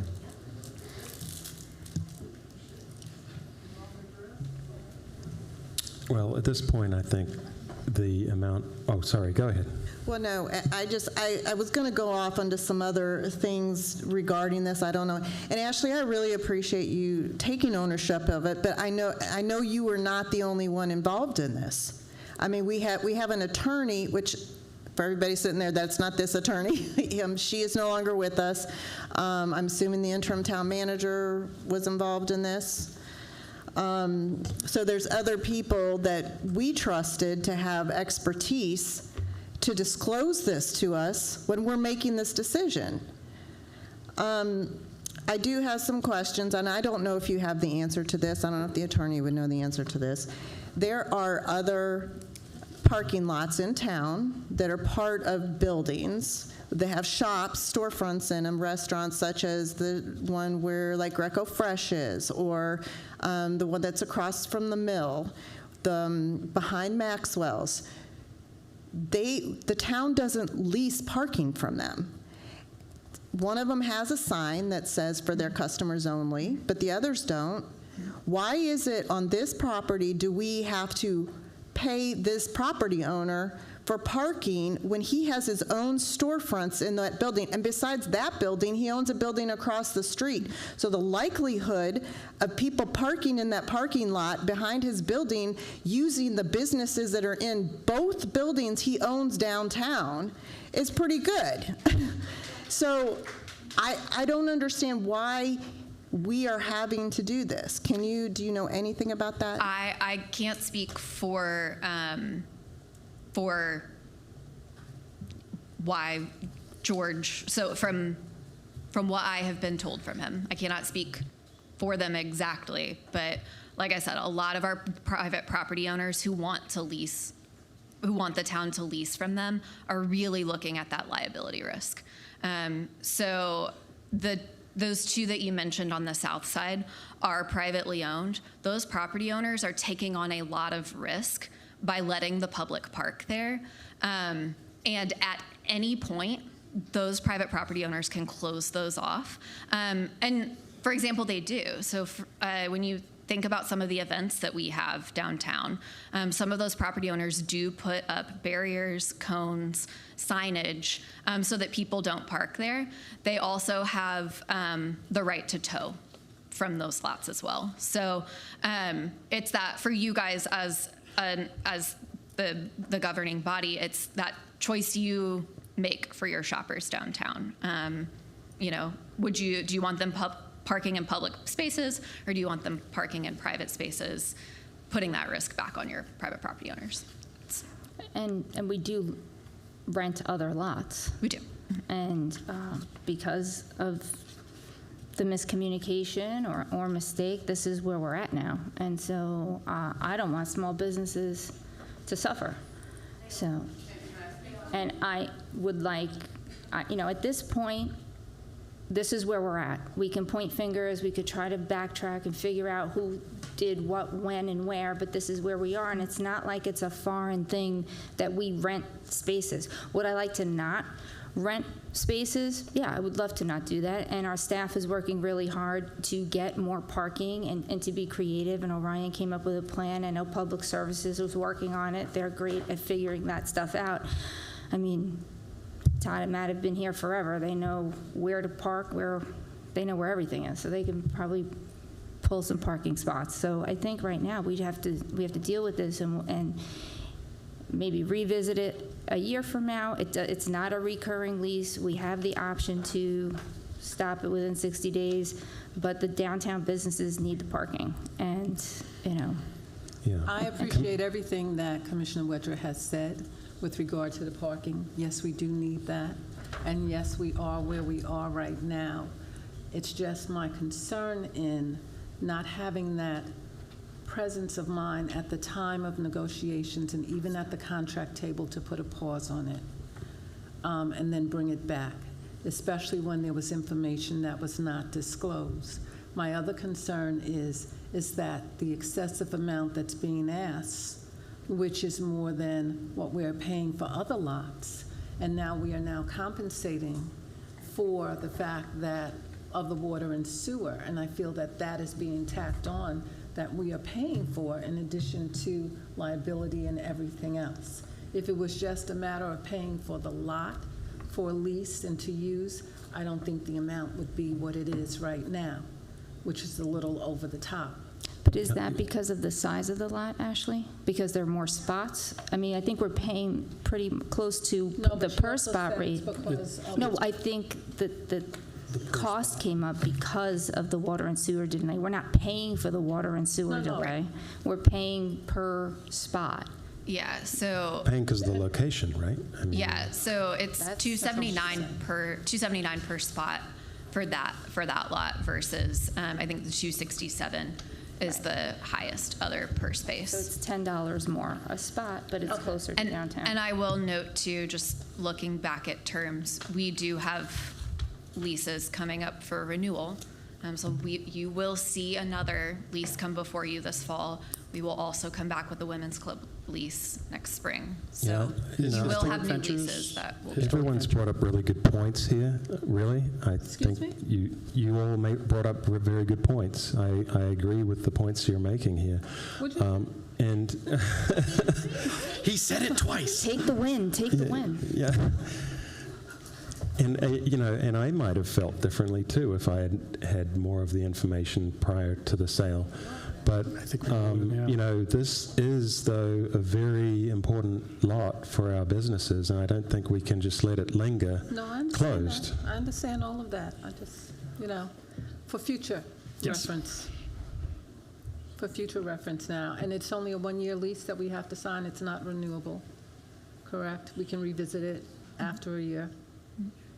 I will say that this property owner has been given 4 facade grants totaling $42,000, and it would be a very goodwill gesture on his part to at least open up this parking lot for his own tenants. I don't think we should be bringing up facade grants. He applied. He's putting money into the buildings like everyone else. I mean, listen, there are 2 separate issues here, and I just want to stick to the issue. I don't want to make this a personal attack. I think we should are we going to pay for parking spots, or are we not? Let's keep it. Let's make the motion. Yeah, make the motion. Let's get it done. Make a motion to approve the Niven Price parking lot lease terms. Are we recommending any changes or adjustments?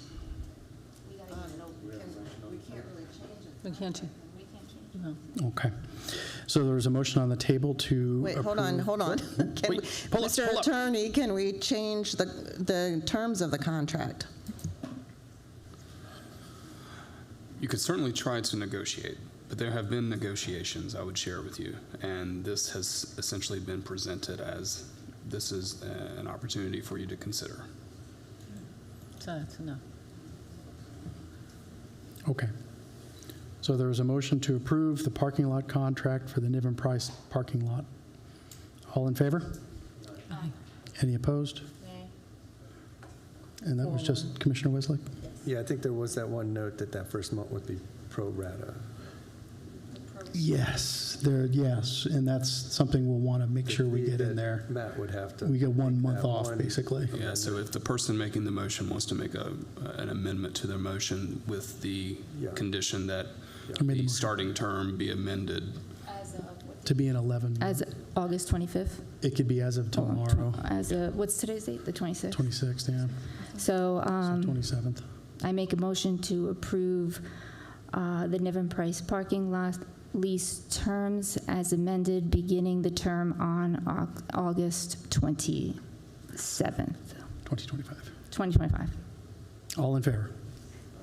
All right. Any opposed? Commissioner Wesolek was a nay. Thank you very much. This motion passes. All righty. Next up, we have an adjustment to the terms of office for the Public Arts Committee members. Ms. Barbie Bruce, what do you got?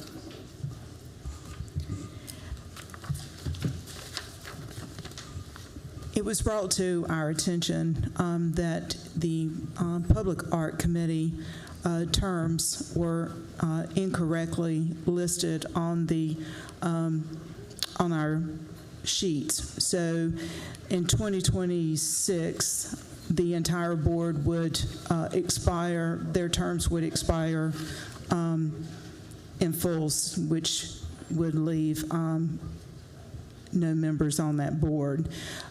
So we are recommending that you adjust the terms of the members listed in the motion for those 2 members with a 3-year term, 2 members with a 2-year term, and 1 member with a 1-year term.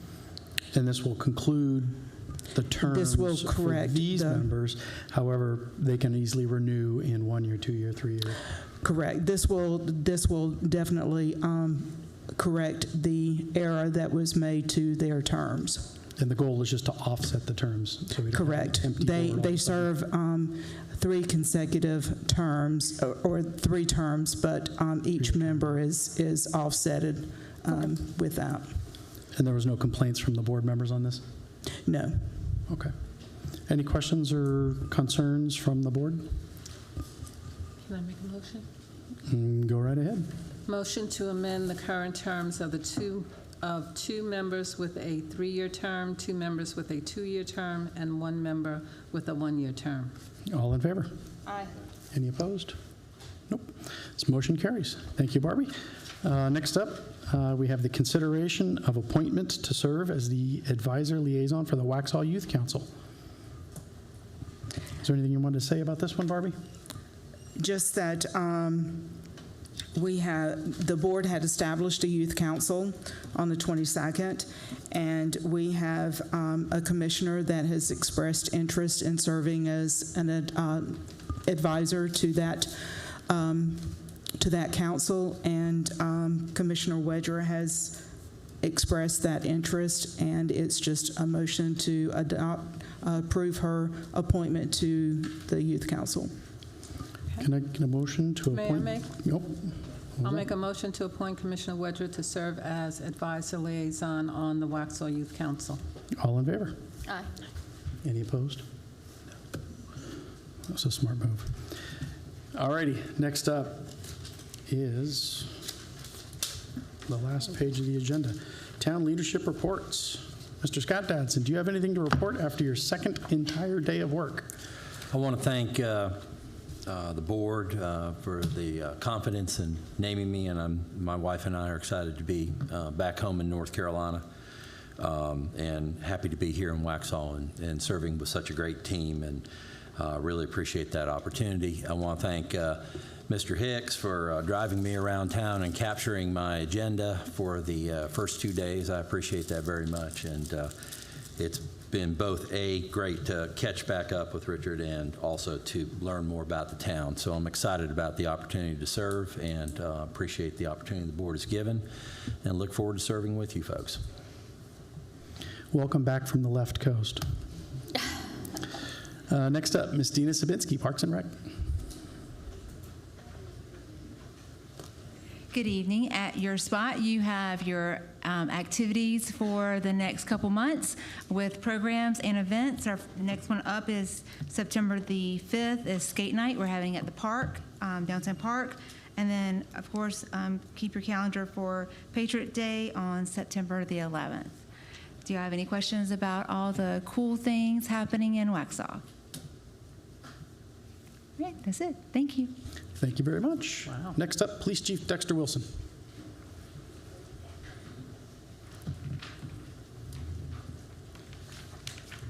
I'd say I'm going to be brief, but I'm not.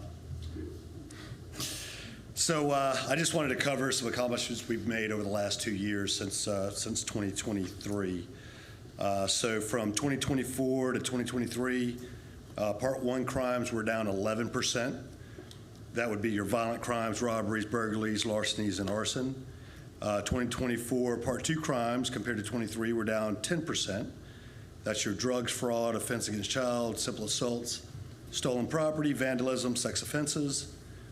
For 2024, we were reported to be the 5th safest city in North Carolina, which is up from 12th safest in 2022. So that's a big accomplishment to go from 12th to 5th.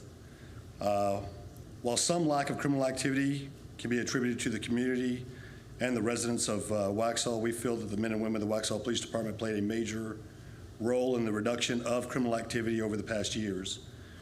So when COVID hit, we were all told, don't be proactive. And I think because of COVID, they didn't want us to be proactive because they didn't want us to contract COVID from anybody.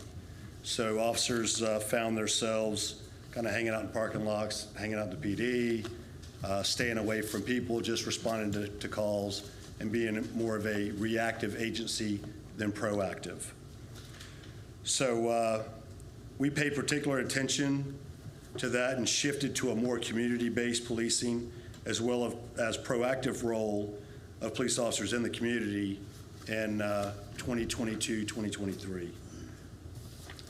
What we saw was the criminals coming out of Charlotte, Monroe, and Lancaster started to decrease. We continued to increase our neighborhood policing initiative, and again, we saw more conversations between community members and the police department, which also assisted in crime reduction.